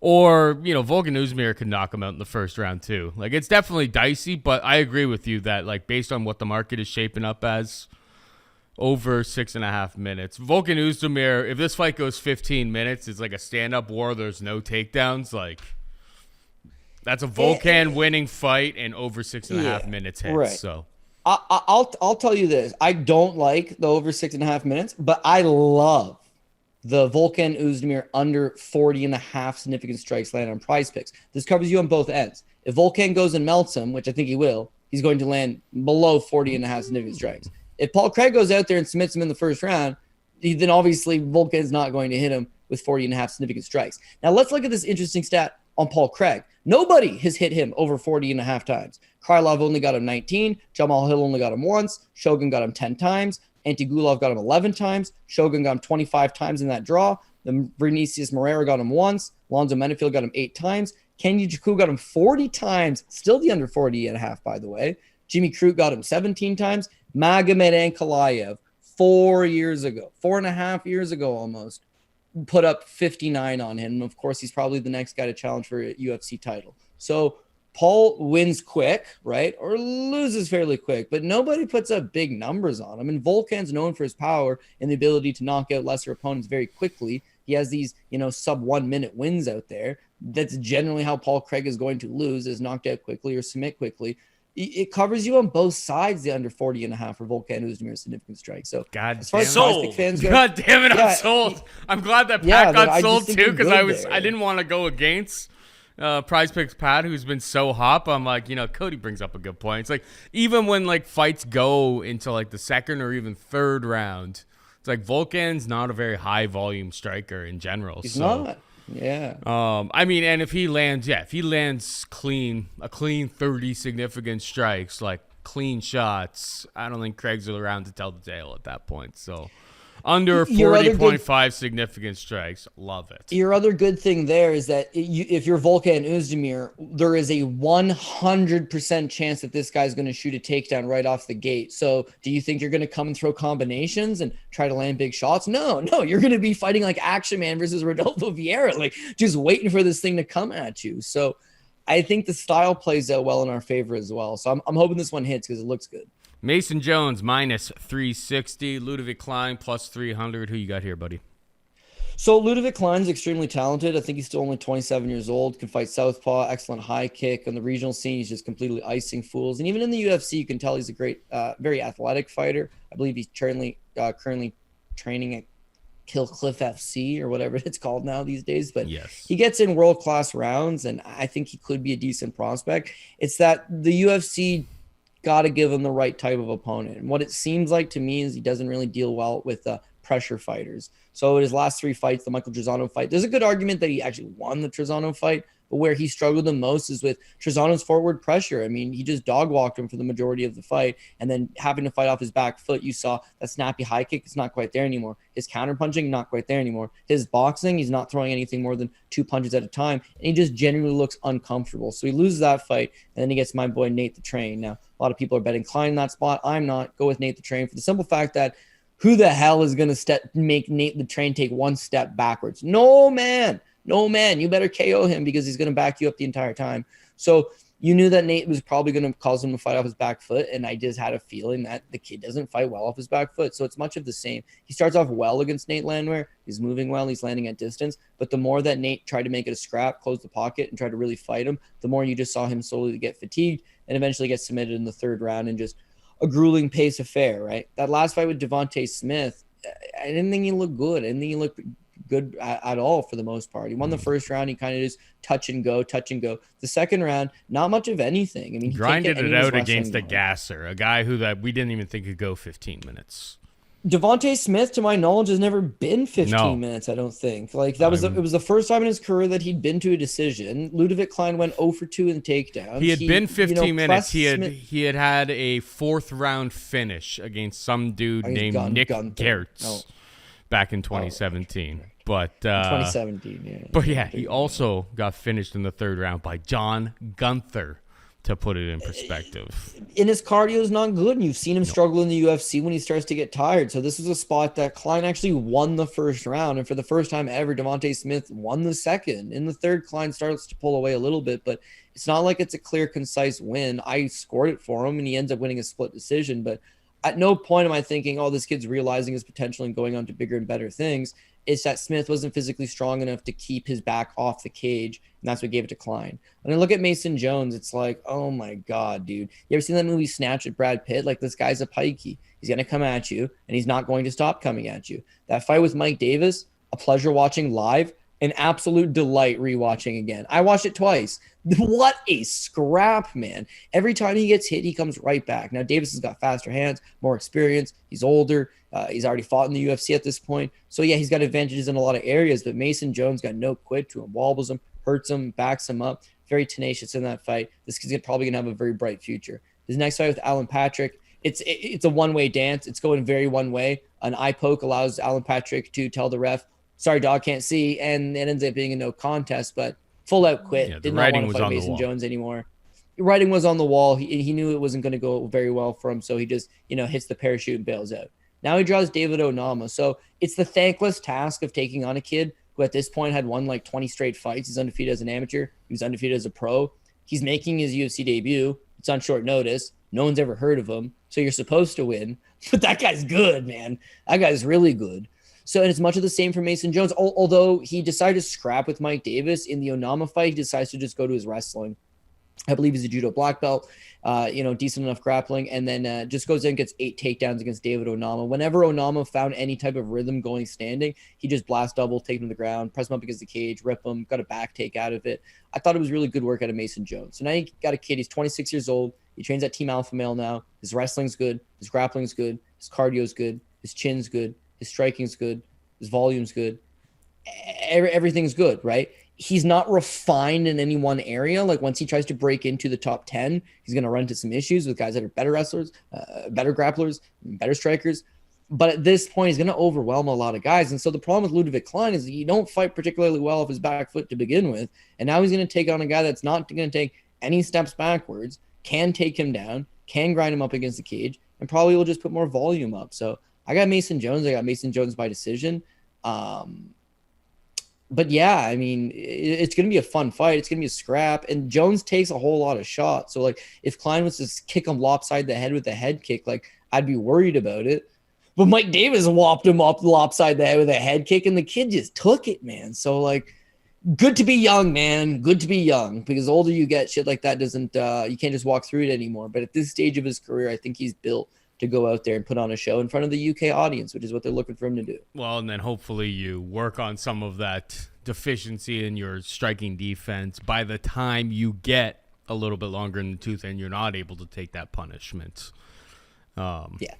Or you end up, like so many people we have seen before, where the chin just goes and your career's pretty much dust. But, yeah, he has been taking a lot of damage.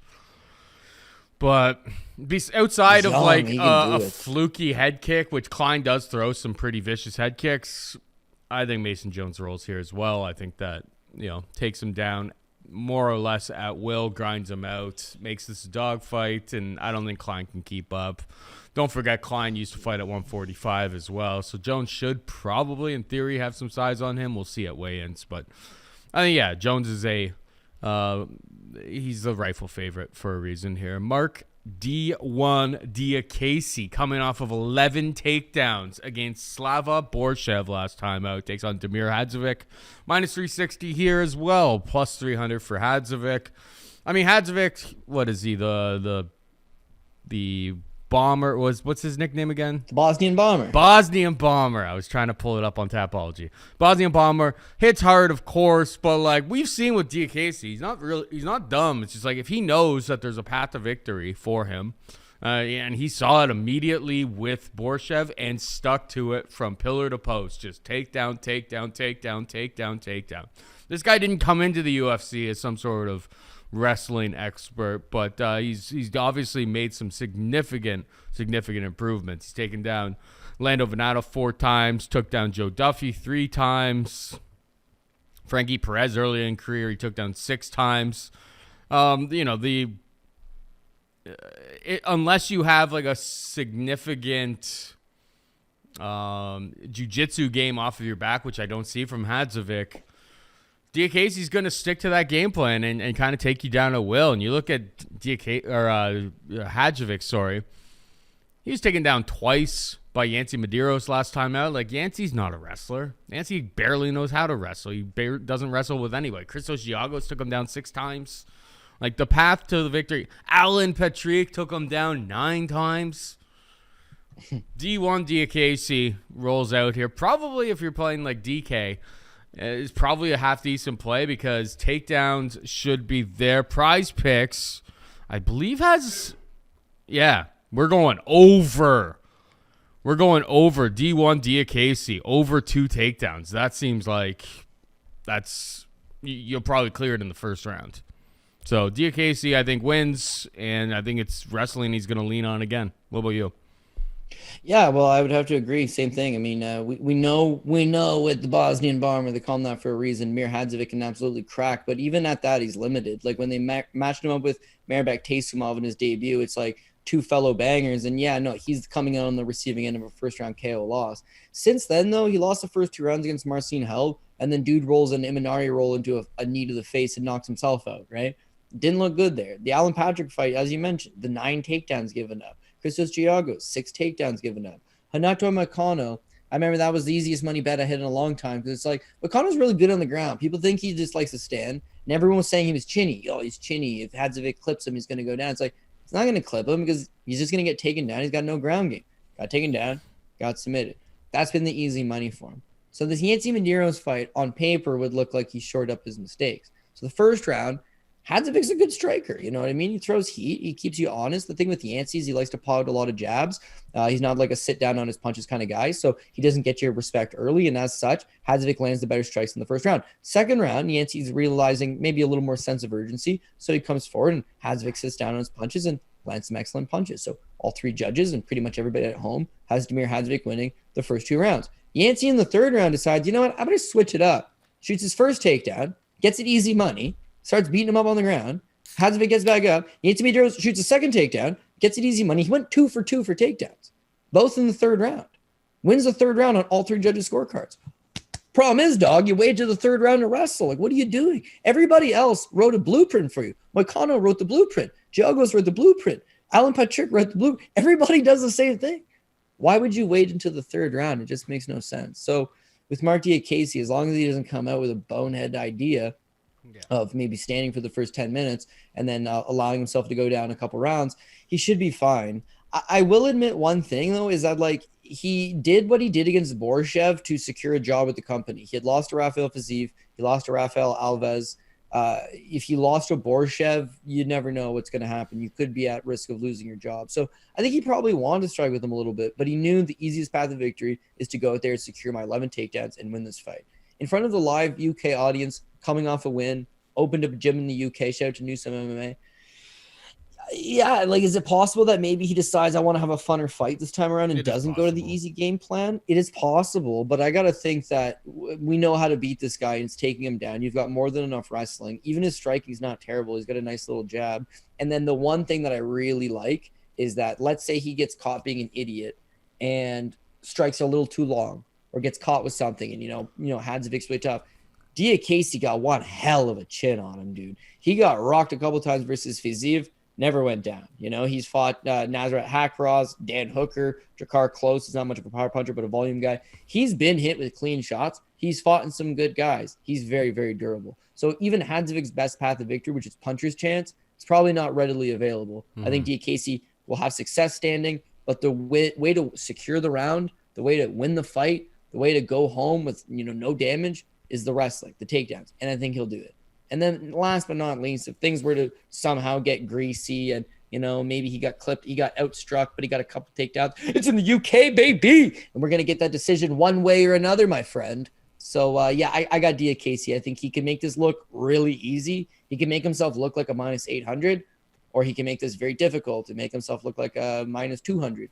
In both scenarios, he wins. In both scenarios, I'm going to be playing him. D1 Casey, let's go over 2 takedowns. That seems really easy when you're coming off of 11. But yeah, I understand a lot of the things. Taking on a guy that can't wrestle. So. Taking on a guy who can't wrestle and has basically no submission threat. Like that should be very easy. But a lot of the times we say in this game, it's just like you can map out what you think the best path to victory is, and sometimes these fighters aren't going to take it. And, big crowd wants to put on a show. We've seen crazy things like that before, but the path should be there for him to just cruise over those 2 takedowns. I think that number's too low. I wouldn't be surprised if it's 2.5 or 3 by the time we get to Saturday's fights on Prize Picks. All right, Nathaniel Wood takes on Charles Rosa, minus 600 Wood, plus 450 Rosa. It's like Rosa just flops to his back. That's basically his game at this point in his career. Really let me down with the win-loss last time out. Minus 600 is super, super wide, but it's like if Wood just stands and trades with this guy, he should absolutely box him up pillar to post. Like, the only way Wood loses this if he tries to engage in the grappling range. And, I don't think Charles Rosa is some sort of, submission whiz, but he is dangerous enough. Maybe he could, flip, get top control, that type of thing. It's like if you're Wood, you're taking on a guy who doesn't have the greatest wrestling, guy who basically will just flop to his back and likes, fishing from his back, trying to, improve his position. Keep this upright. Just land voluminous strikes, which Nathaniel Wood is known for, over significant strikes for him. That's his bread and butter. Rosa is pretty durable, takes a bit of a beating over pretty much all of his fights. I think the line is maybe is it wide? No, it's probably accurate. Nathaniel Wood should absolutely cruise here. What's your take, Code? Yeah, I think it absolutely cruises. More of a hot take, though, is if you could bring it up. But what's Nathaniel Wood by KO? Wood by KO. I am looking up right now as we speak on my computer. It would have to be a very high price to have. I bet you it's not as high as you'd think. I bet you it'll be high. Plus 350, pretty much across the market. Oh, I mean, that's not a good price tag. Charles Rosa never been knocked out. Well, yeah, I think he'd been knocked out once really long ago. Who knocked him out? It opened at 385 and moved down to 350. So somebody took a little nibble. Rosa's got a hell of a chin, and Nathaniel Wood's effectively never knocked out anybody in the UFC. So I thought you were going to get a much better price tag on it. But yeah, I think Nathaniel Wood can win the fight however he wants. If it stays standing, he's going to be able to fight him in the pocket. He's got better boxing combinations, faster hands, better volume. His work rate's all around a lot better. He's got better footwork. Rosa relies primarily on more of a kickboxing karate type style where he'll just kind of flash out these kicks and try to line you up for that straight left hand. But yeah, I just don't think that he's going to have a ton of success versus Nathaniel Wood in the stand-up department. As far as the ground game goes, that's where Charles Rosa will be at his best. But yeah, you already nailed it. I mean, he's giving up takedowns to everybody. TJ Brown took him down 6 times. Damon Jackson took him down 6 times. Derek Minner took him down 4 times. Bryce Mitchell took him down 3 times. That one, who cares? Bryce Mitchell's a stud. But when these guys take him down, he don't get back up. He just lies on his back and fishes submissions that almost never materialize. One time against Mandy Bermudez, who missed weight and then got cut. So it's like you can't just you got to have a sense of urgency. Get up off your back. He doesn't have the ability to do it. He's not overly physically strong.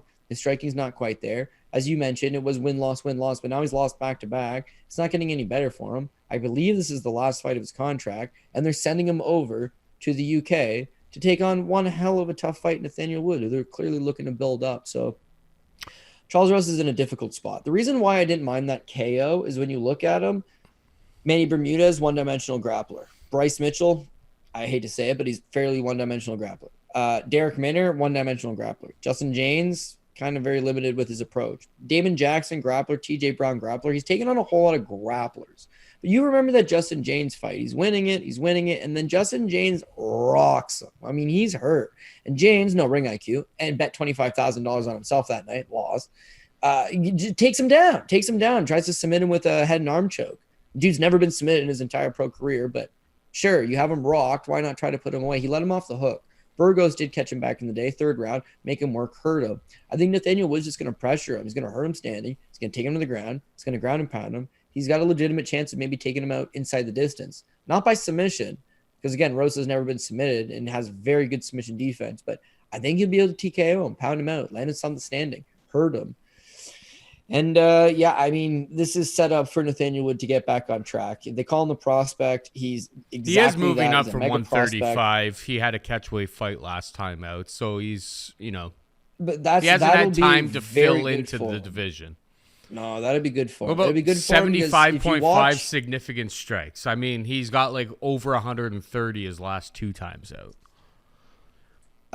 Yeah, but you would have to bring up the picture exactly. But go look at a picture of him right before weighing in against Casey Kinney, and it's like he looks deathly ill. It looks like the machinist. Like all of his veins in his body are protruding. He's just like sunk in, looks deathly ill, and ends up getting moved to a catchweight. This guy's not built for 35 anymore. What he needs to do is come up to 145 pounds. He's got great pace, great volume. Now, what if he was to run into one of these big, strong, physical guys up a weight class? Could get in trouble. But they gave him Charles Rosa. Rosa is probably the least physical guy in the entire division. And then the last fight that he's coming off of against Casey Kinney, I had loaded up on Casey Kinney that night. Nathaniel Wood, you can make an argument he won. It was one hell of a fight. This guy comes to scrap. The takedowns are there to bail Casey Kinney out, but the striking is all Nathaniel Wood. He is fast. Charles Rosa won't have those takedowns to bail him out of trouble if need be. So there's a good chance he just gets pieced up here. That's fair. I asked you about 75.5 significant strikes. Charles Rosa hasn't been knocked out. By Nathaniel. I would say yes. Yeah, I think way over, right? Yeah. 75.5 well, likes to put up 100. My only concern is that if he takes down Charles Rosa and doesn't do anything and has a lot of top control, a lot of those strikes on the ground aren't going to count as significant strikes, and then you don't get to that total. That is the concern. It would depend entirely on what they're looking at as significant strikes. 75.5 seems kind of low. You're 100% right. I remember when he fought Derek Minner, I thought they were going to cut him right after the fight. It's one of the most pathetic outings you'll ever see, but he gives up a takedown in all 3 rounds, zero ability to get up. Derek Minner had 12 and a half minutes of top control, and Minner lands 96 of 117 total, but only 45 are deemed significant because it's ground and pound, right? So you're 100% right. If the fight would largely take place on the ground, then you'd be fine. But I got a feeling live crowd, people are fired up. This guy's got no KO wins, probably not going to clip you, back him up, box him up. And how does Charles Rosa, in theory, beat Nathaniel Wood? Probably with a fluke submission, right? Like latch onto a neck or maybe throw up an armbar. So if I'm Wood, it's entirely possible he just doesn't even go to the ground. I'm not going to the ground. ground. He might just box him up straight up. All right, I'm adding. If that's the case, over 75. Over 75.5 significant strikes. Adding it. Trap. Maybe. But like, is Wood really going to go out there and wrestle a guy who's a career 145er when he's a former 135er? Wrestling, you never want to. It's like, remember when me and you wrestled in yours and Cody's apartment? You got to sit on what happened there? I remember. What happened there? You put me in a chokehold and I sat in just the chair. laid What on was I your supposed neck. to do? Why? Because I had like 70 pounds on you at the time. Yeah, but isn't Rosa the guy who just like flops around on his back and the other guy just looks at him like, what the fuck are you doing? Yeah, so you go. No, that's and Uriah he Hall. continues to That's fucking Uriah flop Hall. around. You don't get significant strikes for that. Call him back up and say, I gotta cash this prize picks over 75.5, pal. I'm gonna add it to the ticket. I'll probably. I mean, I'm gonna have multiple tickets. Because I'll tell you what. I'm already I'll at tell 5 that I've got on the card right now. You guys are both going to be right. Paul is going to be right. He's not going to take him down. Pat's going to be right. It'll be under 70 and a half because he's going to knock him out. I'll knock him out with like a 40-second strike, out, and then Pat's going to hit the under, and you will also be right. There'll be no wrestling, but I could see. Well, Pat would be more right because worst, he would actually win. Plus 350 in the. Yeah, I know. That's what I'm saying. Pat will be right. Maybe it is a trap. It's a trap because you could get screwed one of 2 ways. You get screwed if he opts to wrestle. You get screwed if he puts him away, right? So there's some other spots in this card that might be a little nicer. All right. Well, we got Jonathan JSP Pearce taking on Makwan Amirkhani. Minus 200 Pearce, plus 170 Amirkhani. Cody, I don't understand this line. JSP, I feel like the wheels kind of fell off a little bit against Christian Rodriguez. Like he was going like to war against Christian Rodriguez, particularly late in the fight. He was looking a little bit tired. Makwan Amirkhani coming off of a quick submission win against Mike Grundy last time out. What's JSP's path to victory in most of his fights? Taking guys down and grinding them out. Well, while you're taking Makwan Amirkhani down, you're going right into his wheelhouse. So I took Makwan on the money line plus 170. I just think that this is more of like a 50-50 fight. I really don't understand how Jonathan Pearce is minus 200. Like, if he takes Amirkhani down, he's going to be in trouble with Makwan, like, fishing for subs and all of that. Don't get me wrong. Makwan's cardio isn't great, but Jonathan Pearce kind of showed us last time out that his cardio wasn't all that impressive either if there was any sort of defense going up against it. I think this is a clear dog or pass, so I took the dog, Makwan Amirkhani. What about you? Yeah, I think I came to the same conclusions. And I'm a big JSP fan. I mean, he's a grinder. He likes to get after you. He has the style that would work very effectively against Makwan Amirkhani, which is just keep grinding, never stop coming, and eventually Makwan Amirkhani is going to fold because that's what he traditionally does. So in the earlier regards, it's like, yeah, JSP's got a shot. But dog. First of all, he doesn't deal well with guys that swarm early, right? Joe Lozon caught him early. That's not a great look. Makwan Amirkhani is an early swarmer, so he could have definitely that initial success. But Kai Kamaka, since been released from the promotion, not super high level. Omar Morales, I believe he's recently been now released from the promotion. Definitely not high level. And then the Christian Rodriguez fight, which is, yeah, he almost gets knocked out. But beyond that, Paul, early in the first round, they're engaging a little bit. This Rodriguez kid's 7-0, not much of experience, not much grappling on paper anyways. And JSP shoots a double leg up against the cage and sticks his head straight into what would be a guillotine choke, but Rodriguez doesn't fish for it. It's really bad look sticking your head that far to the outside, but he gets away with it. The second time he shoots the last double leg, he sticks his neck in the same guillotine, and Rodriguez fishes it out. Grabs a nasty grip on this. JSP's face is red. I'm pulling out what's remaining of my hair thinking, no, man. Why did I lay minus 400 on JSP? He was on the top ticket, and people were like, well, I don't know. And it was just like, yeah, don't worry, dude. This Rodriguez guy's nobody. JSP's got pace for days. He almost got snagged up in the guillotine choke, pops his head out, and then gets a little bit of top control, steals back the first round. Woof. Second round, easy money takedown, a little bit of back take. There's like 30 seconds left. All of a sudden, Rodriguez explodes, gets back up. You're right. JSP's gassed. Beyond gassed, homie can't strike. He's got no striking defense. His hands are low. He doesn't move his head. Rodriguez almost knocks him out at the end of the second. There's 30 seconds left. Saved by the bell. But he had a lot of work with the ground control, so you probably give him the round anyways, but really bad look the last 30 seconds. And then the third round, he almost gets knocked out again in the first 2 minutes of the round and then falls back to his grappling and gets the fight to the ground. Striking's not good. Chin's not all that good. Cardio, I may have overvalued it. He ended up winning the fight, but not a good look in the slightest bit. But I can't get it out of my head, the fact that he kept shooting his own head into the choke. And he got away with it, but he got lucky. The thing with Makwan Amirkhani is you don't want to shoot your head into a choke, man. No. Like, the dude might be a one-trick pony, but he's not a one-trick pony. No, Andy Ogle. Dog. Andy Ogle never fought again. And I almost won a $17,000 parlay on like a $10 ticket. Almost hit my own PRP with like plus 280s and stuff like that. And I mean, it would have been so good at that point in my life because I had zero money to my name. Well, it was, but it wasn't meant to be. 7 years ago. It wasn't meant to be. But yeah, obviously, yeah, Amirkhani can pose some serious problems, and round one is going to be like a firefight. Like Makwan Amirkhani against Lerone Murphy, 5 takedowns, absolutely dominated Lerone Murphy, and I think Lerone Murphy is like a legitimate like top 10 guy in this division. So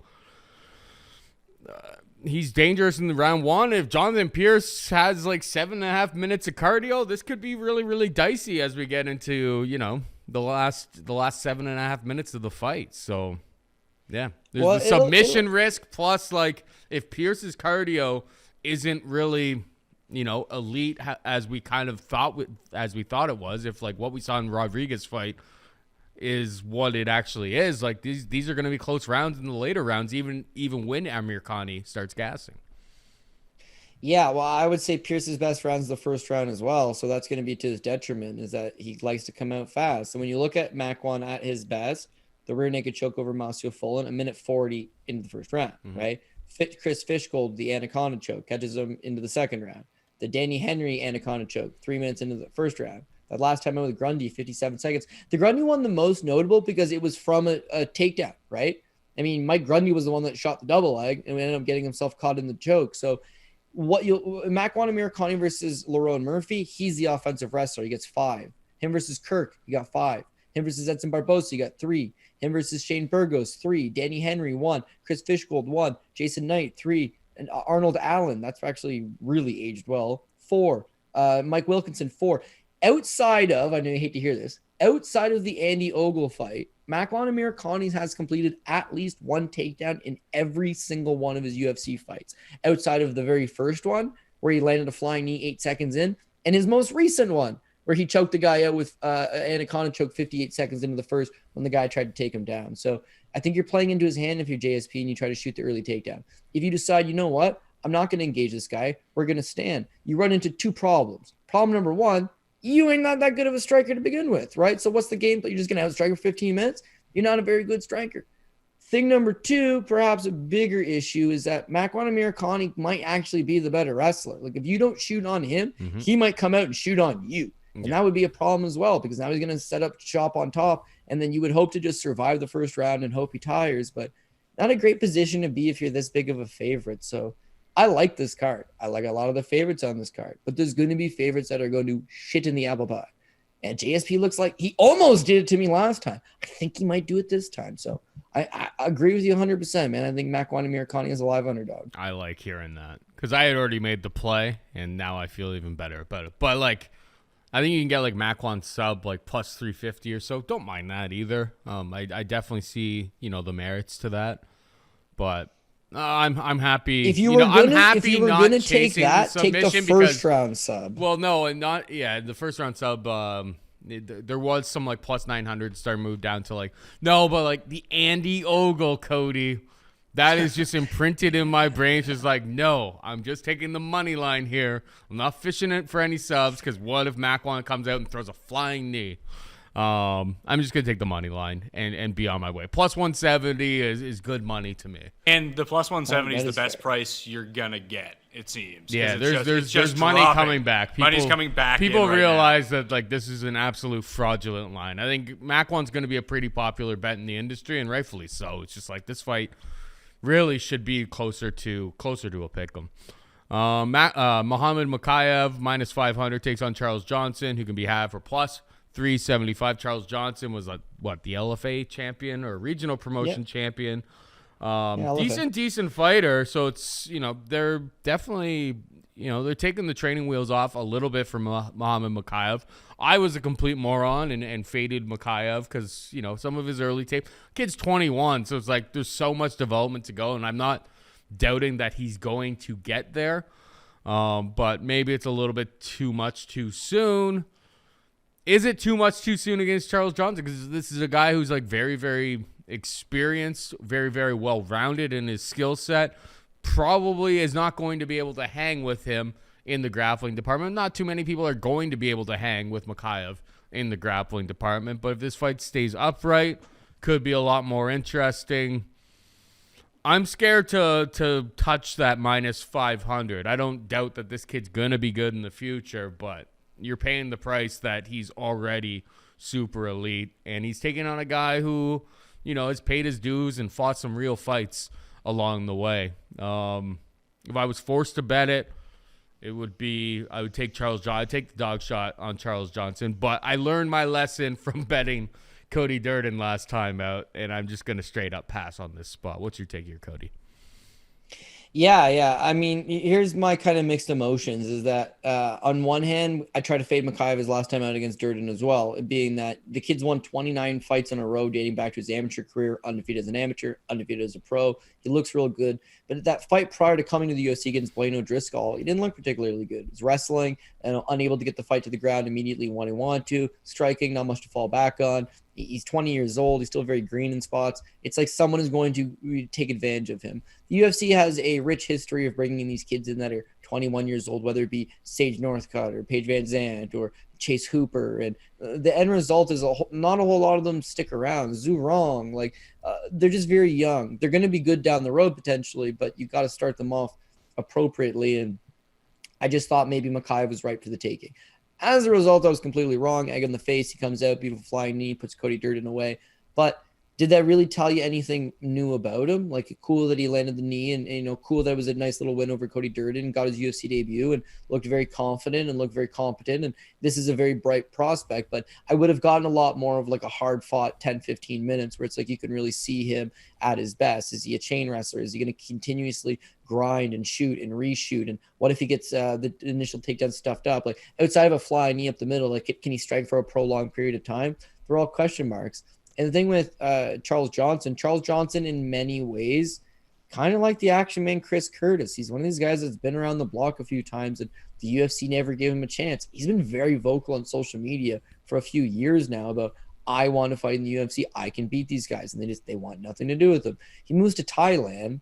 Tiger Muay Thai had done a series of tryout videos. He shows up to the tryout, just looking for a place to train for free in Thailand, ends up being there. And that was like the cornerstone of his career. You see, he fights like a couple boxing matches in Thailand, learns all that stuff down there, practices striking. There was actually 2 Charles Johnsons that got accepted, although I'm sure Charles Johnson's not an uncommon name, but really added that different wrinkle to his game. Now you see him come back stateside, and it's like, man, the guy's actually a good striker. He's got excellent scrambling ability. He's got beautiful cardio. Problem is that this is only a 3-round fight, not a 5. And in LFA, he kind of thrives in those later rounds. Mm-hmm. Him against Yuma Horiguchi, he thrived in rounds 4 and 5. Him versus Carlos Mota, he ends up TKO him in the 5th, but comes on strong late. So here's my only worry. I want to pick Charles Johnson, especially at this price. He's better than Durden, or at least he's got all the same characteristics that could make him more of a problem than Durden was. He's never been knocked out, so I'm not particularly worried about him getting caught by some random flying knee. He's never been finished, despite the fact that he fought Sean Santella, high-level BJJ black belt. He fought Brandon Royval, a very good grappler, a very high-level MMA fighter. He's got durability. He's got experience. He's 31 years old. He's a full-grown man, and I would say the same thing about Action Man when he came in. It's like, he's not some 25-year-old prospect who's green and needs to lose. Like, this dude knows what he's doing. But right as I go to pull the trigger on it, I'm reminded of 2 things. Thing number 1, I got owned the last time I tried to fade Mokaev, so maybe it's not a great look. Thing number 2 is that if there's one issue with Johnson's game is like you can take him down, he'll get back up, and 100% he's going to get back up if Mokaev takes him down. But Mokaev doesn't have bad cardio either. He could, in theory, just keep taking him down, right? And the judges were in the UK. Kid's Russian, but he lives in the UK. He's a fan favorite over there. If he just takes him down, 5-10 times, and that's can the story Mokaev of the sub round. him early? Well, Johnson, again, he's never been subbed. And I know over 2 takedowns. Let's go. No. You I want like over dude, 10 I like minutes in this fight. Over 10 minutes? I like the over 10 minutes. But the over 2.5 makes a lot of sense because Mokaev could get 3 it's over in the first 2. knocked out in the second, but it's a it's over push 2. if you get to 2. I'll tell you something about Charles Johnson. You could take him down. Holding him down, different story. I think the scoring of the takedowns is what's going to be appealing to the judges. So I can see Mokaev winning if I have him, even though he's minus 500. Fight starts round 3 is lower. minus 116, so I don't know if there's too much value on the over 10 minutes. Over 2 takedowns. Don't be surprised if I flip this thing closer to fight time. Like, Giddy. I'm not 100% set in stone with Mokaev. Yeah. I'm not going to bet him by any stretch of the imagination. I mean, right now, over 1.5 rounds is minus 180. Over 2.5 rounds opened to the under at minus 130. It's already been bet down to minus 115. At one site, there's fight starts round 3 and it's minus 116. Really? Yeah. Minus 116? That was the opener and it didn't move. So, but I'm seeing that the over 2.5 rounds is getting bet to the over right now. Like that open I plus 110 is already down to minus lean towards 105. the over as well because listen, it's a lot of recency bias. Mokaev's rocking a 30-fight winning streak, so everyone likes him. He's got the last name you want to hear. He's a Russian. He's got the style. He's a winner. But no, I'm going to agree with Paul in the assessment that he likes to go out there and get these these quick finishes. If it doesn't materialize, he's just going to settle in, and then you're going to get overs on them. The guys he are submitting, Dave Jones, 0-1. Blaine O'Driscoll gave him a hell of a go, by the way, before he caught him. Cody Durden ended up getting rocked and then caught. But it's a lot of lower level guys. So I could totally see the angle of you're finally taking on a full grown man who's experienced, that fights 5-round LFA title fights and comes on strong in those championship rounds. Like, yeah, he should be able to bank off over 2.5. That goes the distance. Here's my argument, Pat, is that if we get over 10 minutes, you're damn sure we're getting at least 2 takedowns from Mokaev.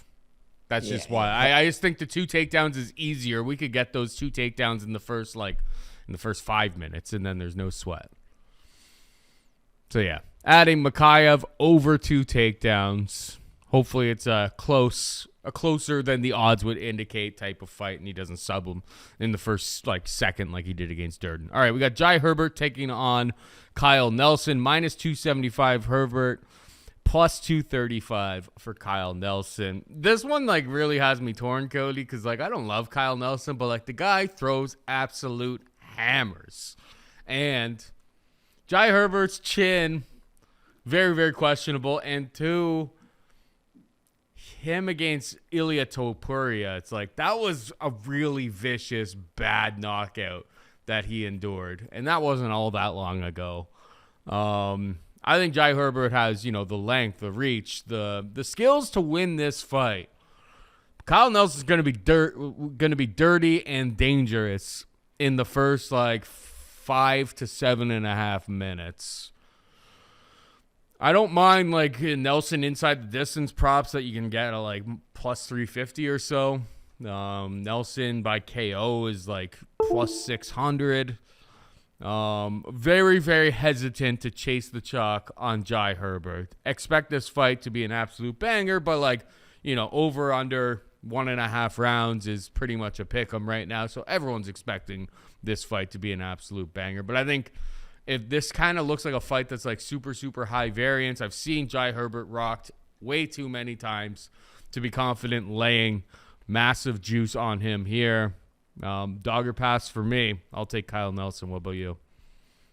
Yeah, I'd love to go Kyle Nelson, fellow Canadian, just from down the road. And, of course, Krylov Halmajan, his head coach, one of the best coaches in the country. So, yeah, hate to go against him. But I don't really think he's doing himself all that many favors in this particular – well, I don't know. It's not like it's the toughest matchup going. But with Kyle Nelson, he's been off for 2 years and he's moving up to 155 pounds. So just right off the get-go, the dude's not been active. He got married last week and he's moving up a weight class. The only thing he really had going on an elite level in the UFC when he was fighting was the fact that he's a big, strong 45er. But I think a lot of that's going to be nullified. He gave an okay account of himself in his debut against Diego Ferreira, had some success for the first couple minutes, and then eventually ended up getting knocked out. But it was cool. Took a fight on short notice against an absolute stud.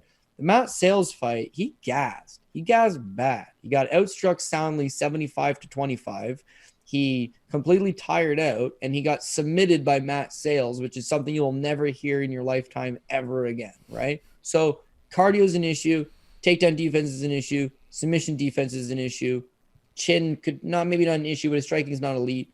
Beats Marco Polo Reyes. That's what happens when people fight Marco Polo Reyes. Well, Marco Polo Reyes was absolute damaged goods by the time we got to that point in his career. Well, he gave us one of the greatest fights of all time when he fought Little Dong, and then his career was seriously compromised. He got knocked out in the first round by James Vick. After that, he got knocked out by Damir Hadzovic very early in the second. He got knocked out 1:07 by Drew Dober. He got knocked out in 1:36 by Kyle Nelson, and he effectively retired. That was 3 years ago. Kyle Nelson was the last guy to fight him. Little Dong ruined his chin. I know that sounds really dirty, but Little Dong had ruined his durability, certainly. Even though he never got knocked out in that fight, he actually ended up winning it. He was never the same guy after that. So Kyle Nelson did win that one, but straight up, you basically called it out. It's not really all that impressive, I don't think. The other losses are he's getting beat up standing and getting beat up on the ground, and his cardio is not holding up. He gassed against Matt Sales, got finished in the third. He gassed out hard in his last fight against Billy Q. Much of the same. The longer the fight weathers, that power is no longer there anymore. His wrestling's not great. His grappling's not great. His durability's not great. His cardio is not very good. His striking's not very good. He's got some power, and could clip Jai Herbert. But again, Moving that's up a weight probably class. the only thing. He's moving up a weight class, right? So I don't know how it's going to transfer over. The other problem is when you look at him versus Diego Ferreira, he only landed 20 significant strikes. It wasn't a whole lot of volume, and then he eventually tired. Fair. Him versus Matt Sales, he only lands 26 significant strikes, and then he gasses out. Him versus Polo Reyes is a quick knockout, so he lands 12. And then him versus Billy Q, 56. That's a career high for him. And he completely gasses out because he can't fight at that pace. So pacing is going to be an issue for him. Jay Herbert, meanwhile, Jay Herbert's coming in and he's rocking a 6-inch reach advantage. So he's very long. Yes, yeah, and he's got an excellent jab. And so what happens with these guys that are long with good jabs is that you need to close the pocket and throw volume. If you're complacent, then you're going to stay to the outside and you're going to stare at him. He's just going to jab your face off. That's what's going to happen here. Kyle Nelson's a low volume guy. He could knock him out, but if he doesn't knock him out, he's not going to throw up enough volume, which Jay Herbert will dictate the outside and have a lot of success. So not only does it have that length and that size and that reach, but also dude's got 4 fights in the UFC, and they've done him 0 favors. He fought Francisco Trinaldo on short notice. Dude's got 18 UFC wins, and to his credit, he rocked Trinaldo. Actually didn't look terrible in some spots.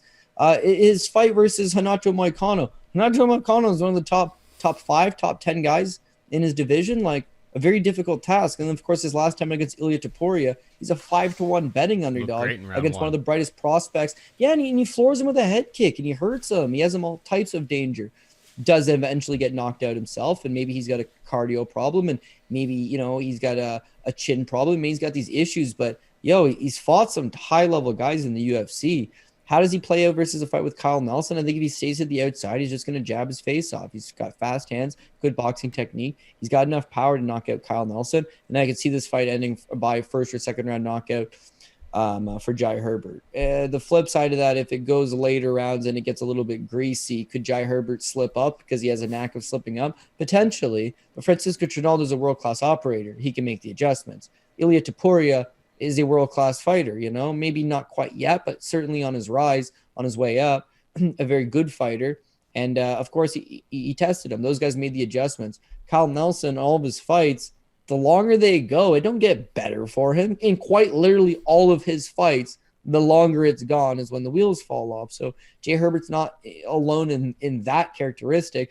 He also shares it with Kyle Nelson. So if he catches him early, I think he knocks out Kyle Nelson. If it gets greasy and it goes late, he still might knock out Kyle Nelson. But I think at some point he does catch him with something. So 2 years off, moving up to 155, it's either going to be to his detriment and he's going to be no good, or Kyle Nelson's going to have some great weight cut and finally, have 3-round cardio and the power translate. And whereas maybe that's all true, we faded Dwight Grant last week because he's moving up from 170 to 185. Career welterweight decides, I'm going to give middleweight a shot. And even the Dustin Stolfuzes of the world are going to be too big and strong for you. And that's what happened. I would think the same thing. You're not moving up to 55 and taking on a fellow 45er. You're taking on a big boy who's fought some big boys. So it could be interesting, but I got to say Jay Herbert catches him. That seems all pretty well balanced there. All right, moving on down, we got Mandy Bohm taking on Vicky Leon's -120 Bohm, +100 for Leon's. This is the fight that puts the pass in Fight Pass for me. There's 14 fights on this card, Cody. I have no intention whatsoever to put my hard-earned money on this fight. Do you? Yeah, no, I'm going to have to agree, man. I got very little interest. Mandy, I thought her name was Bohm. You're saying it like Mandy Bum, and that potentially could be accurate as well. You missed the joke. Yeah, no, that's what I'm saying. Could be accurate as well. When she fought for TKO, which is the local Quebec promotion not far from here, she didn't look bad. She beat Jade Masson Wong, her very adequate fighter in her own right. She ended up submitting her in the 3rd round. It was a nice win. She signs over with Bellator. She fought on one of their UK shows against Greg Outcoat, another TKO veteran, and goes out there and beats Greg as well. So another nice little win. Then she couldn't get booked with Bellator, so she asked for her release from the promotion. They released her, and the UFC scooped her up right away. So I kind of thought low-key, here's a former TKO champion, Bellator experience, asked for her release from the promotion because she wanted to fight best women in the world. She would be in some way live against Ariane Lipski. That was a bad call on my part. She didn't seem physically strong at all. She couldn't get nothing going. Her striking was non-existent. Her wrestling was non-existent. She got dropped twice by Lipski and completely routed. outstruck 87-36. Didn't look physically strong. Striking didn't look good. Wrestling didn't look good. There was quite literally nothing that you could take away positive from that fight. And then they draw her against Victoria Leonardo, who, again, doesn't have the prettiest looking record as well, in terms of she's lost her last 2 fights. And, overall, she's lost to pretty much all the girls that she stepped up in competition against. So there's not a whole lot to like there. I think with Mandy Bohm, she's from Germany, but she has a following in the UK. They're probably likely, she's fought in the UK already. It's closer to home for her. They're probably likely sending Victoria Leonardo over there to get Bohm that victory. It's just not enough for me to get behind. The thing with Victoria Leonardo is it's easy to shit on a fighter like this because it's like, oh, man, who she lost to? It's like, Miranda Maverick. Oh, okay, well, I'll give her a pass there. And then she fought Miranda Maverick again. Okay, well, I'll give her a pass there, too. Oh, and Erin Blanchfield. Okay, well, I'm going to give her a pass losses are there. against legit. Oh, and Mano Fiorot and Melissa Gatto. See, very interesting here, because the thing with Victoria Leonardo is she likes to be a bully-type fighter. She likes to be physically strong, rugged, fight similar to a Lauren Murphy. Goddamn, Lauren Murphy beat me on the Misha tape. All the same. Be rugged, be aggressive. It's not the cleanest technique, but you need to be able to bully your opponents. Here's the problem. Miranda Maverick, good luck bullying her around. Erin Blanchfield, no, that one's not going to happen. What about Mano Fiorot? Mano Fiorot is 1 fight away from a title fight. She's fighting Caitlin Chikagian. If she wins that, she's fighting Valentina Shevchenko. Okay. What about Melissa Gatto? She'd been off 3 years. Nope, she's Brazilian. She was big. She was strong. And she'd been really training hard over those last 3 years because she looked career best. And, of course, broke her arm in the second round. So your style would not work against any of them. It really wouldn't. But your style might work against Mandy Bohm because she's not physically that strong. Her wrestling's not all that good. Her striking's not all that good. Her volume's really not all that good. So why couldn't you just back her up and rough her up? And so for that reason, this is women's MMA dog or pass. Yep. And I believe it's slight underdog money here on Victoria Leonardo. So that's where I ended up going. Yeah, Vicky Leon's for the both of us. And finally, we got Nicholas Dalby taking on Claudio Silva, -240 for Dalby, +200 for Silva. I don't love Silva. The stand-up game is very rudimentary at best. He's got a decent grappling set if he can get the fight there, but the wrestling isn't exactly on point. Historically been quite durable. I don't believe he's ever been finished. I'm really struggling to get to Dalby at -240 here when, I just keep replaying Jesse Ronson, clipping him and subbing him so early in that fight when they matched up Dalby versus Ronson. That I kind of feel like it's a Silva by sub, which I think is like +500 or pass. Haven't got there yet. I'm going to watch weigh-ins, but maybe a little grease fire I just sprinkle into the batch last second there. Dogger pass for me. What about you?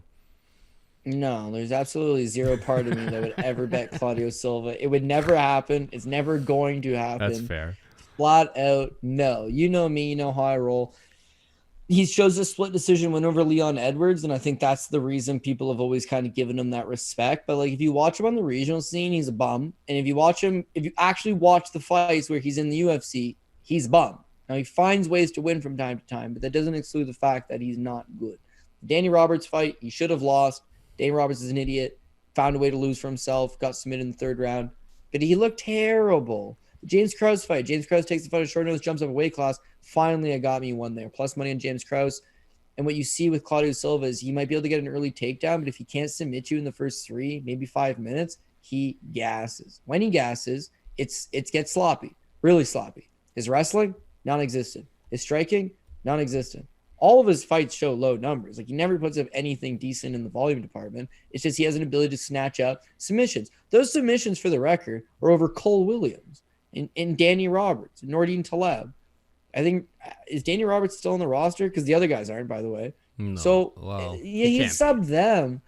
Yeah, but with James Krause, it's he just stuffed the takedowns in the early going, he gets taken down, and then after that, he just controls him and just jabs his face off, beats him up. It's easy money. The next fight, Court McGee did the same thing. Court McGee's never been submitted, right? So what is Claudio Silva going to do to him? Well, I'll tell you what he did. He went out there and he gassed, and when he gasses, he rolls over. Rolls over bad, man. He shows 25% takedown accuracy. Why? Because he just shoots shit from 10 feet out. Desperation. as he's huffing and puffing and sucking wind. You know why he doesn't get knocked out? Not because he's got a good chin, because he just flops to his back over and over. Nobody wants to engage him on the ground. He is not a good fighter. And low-key, he's 40 years old now, right? Is he 40? Did he just turn 40? According to Tapology. Oh, he's 39, the bastard. He's 39. He's His turning birthday's 40 on September September 6th. Yeah, okay. Yeah, my mistake. He's 39. Okay, well, I'll tell you what. Cole Williams is the biggest joke of the UFC signing in a long time. So let's say the Danny Roberts fight was credible. That was 3 years ago. And rewatch it. He looks absolute garbage the entire time. 3 years ago. His last 2 fights, he's looked old. He's looked lethargic. He's never good. And by his own standard, he's not looking particularly good. So I got to say this ain't going to go well for him. He was supposed to fight Gunnar Nelson. Of course, they're trying to match it up, grappler versus grappler. And he got hurt. He pulled out. So now they booked this fight with Nick Dalby. And it's his first fight in 14 months. And, his second time competing in 3 years. So he's not very active. He's older. He wasn't good to begin with. None of this is good.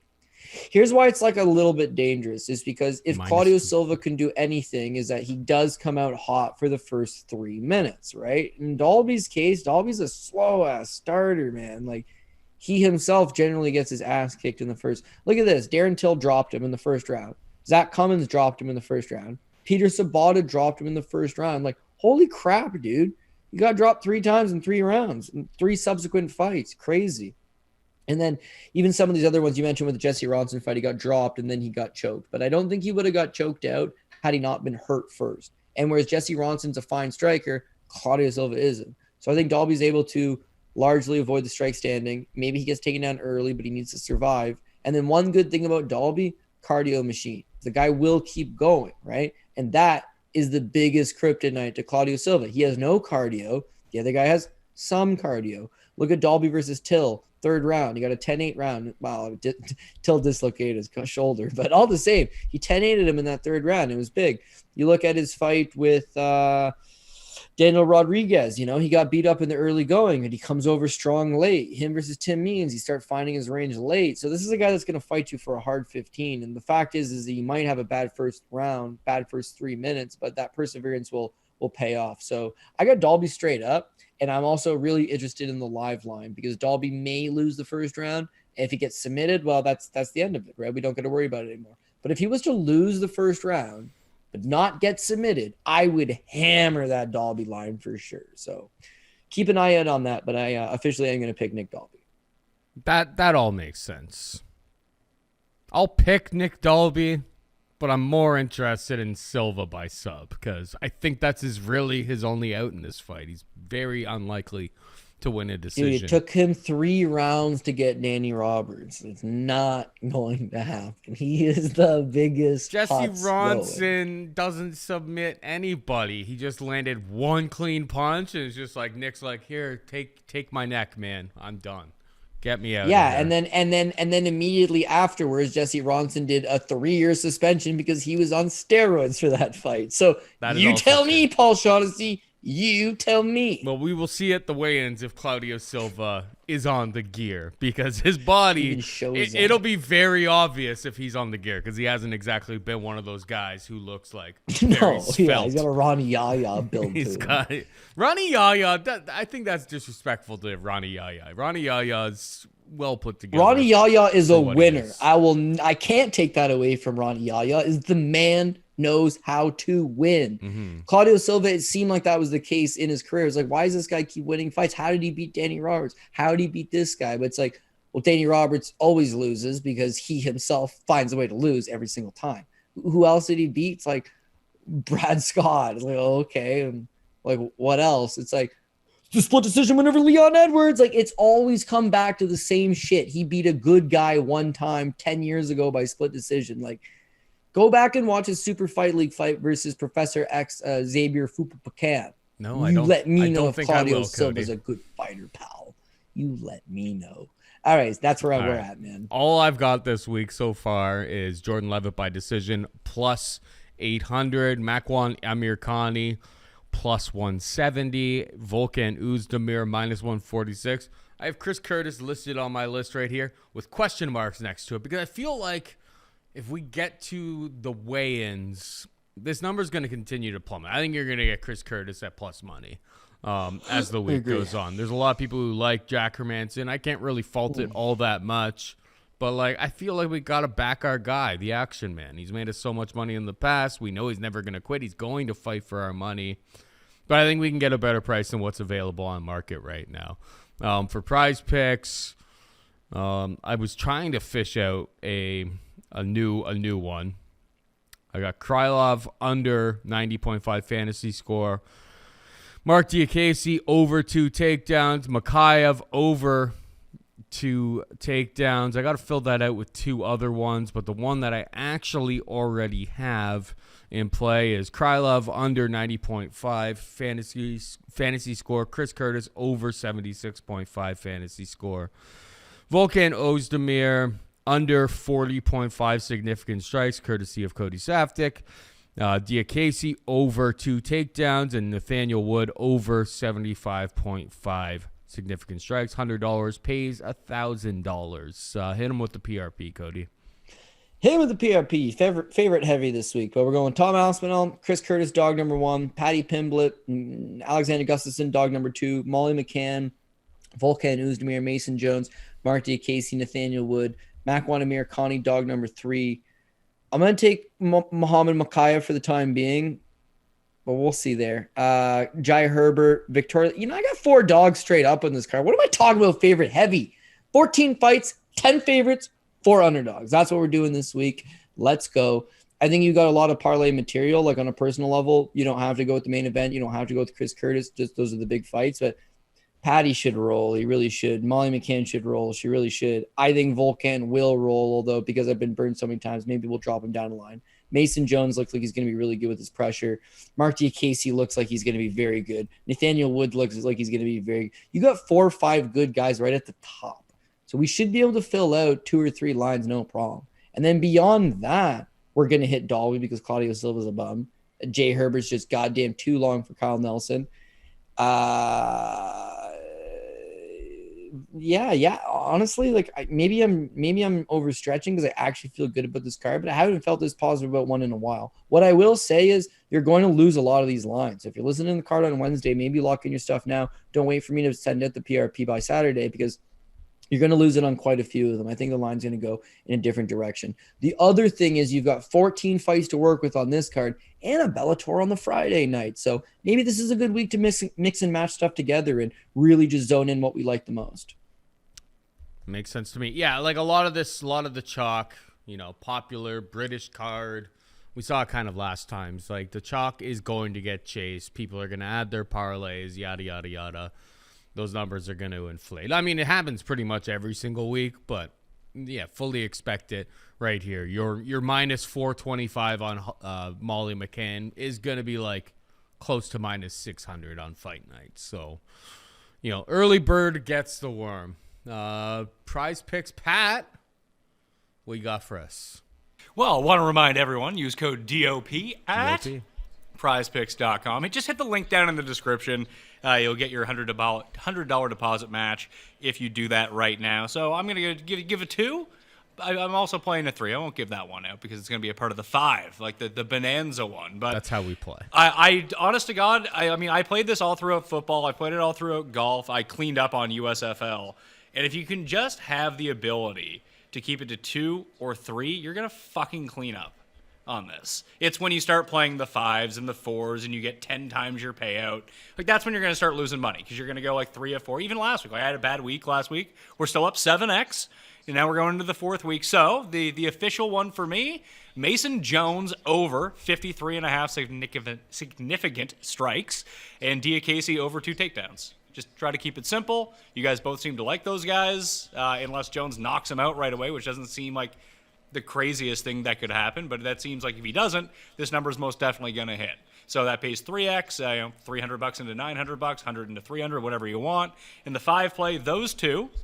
So Diakiese and Jones. I like your Krylov under 90.5. Volkan under 40.5 significant strikes. And Mokaev, whatever the hell that guy's name is, over 2 takedowns. I like it, Pat.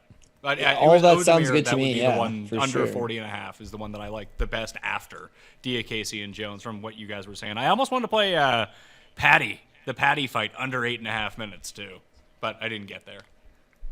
Yeah, that one's. I mean, I bet the plus 800 on Leavitt by decision. I feel like that one. But that's not going to win. So just bet the under. I feel like the finish in that fight is severely inflated right now.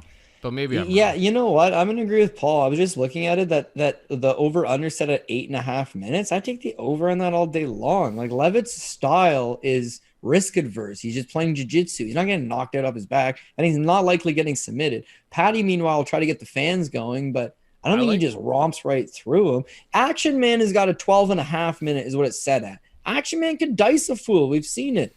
Hadzovic versus Diakiese set at 12.5. Hadzovic's got huge power, and Diakiese's probably just going to wrestle him to the ground. Like, those are all I can see those finishing, right? 8.5 for Paddy Pimblett. That one's and also all that stuff that Pat mentioned is all the notes that I had as well. Like, I think if you're paring it down to his most confident 2, but then he went ahead and added the other 3 that I was thinking of. So you don't have to overstretch yourself, but that's definitely a good starting point. Good news for that Mason Jones one is pretty tight, Pat. I like that. I like it too. Yeah, that number is getting pulled down by a no contest where he got the 46 against Alan Patrick, but it's like he just cruises. The only risk is that Ludovic Klein just completely flops early, but Mason Jones isn't some sort of finishing machine. This could definitely go 3 rounds. Cody liked it to go to decision. Mason Jones by decision. So 53.5 seems very easy for Mason Jones to get over. Good news for next week. DOP a day early for the people who are still listening to this. That is true. Boom, boom. That is true. Pat is going on vacation, so we figured might as well, it's a big pay-per-view, might as well get it out to the people early. Anyway, that is it for us this week. Hope you enjoyed the show. For producer Pat and Cody Saftic, I'm Paul Shaughnessy saying goodbye and good luck. Ow, ow, ow.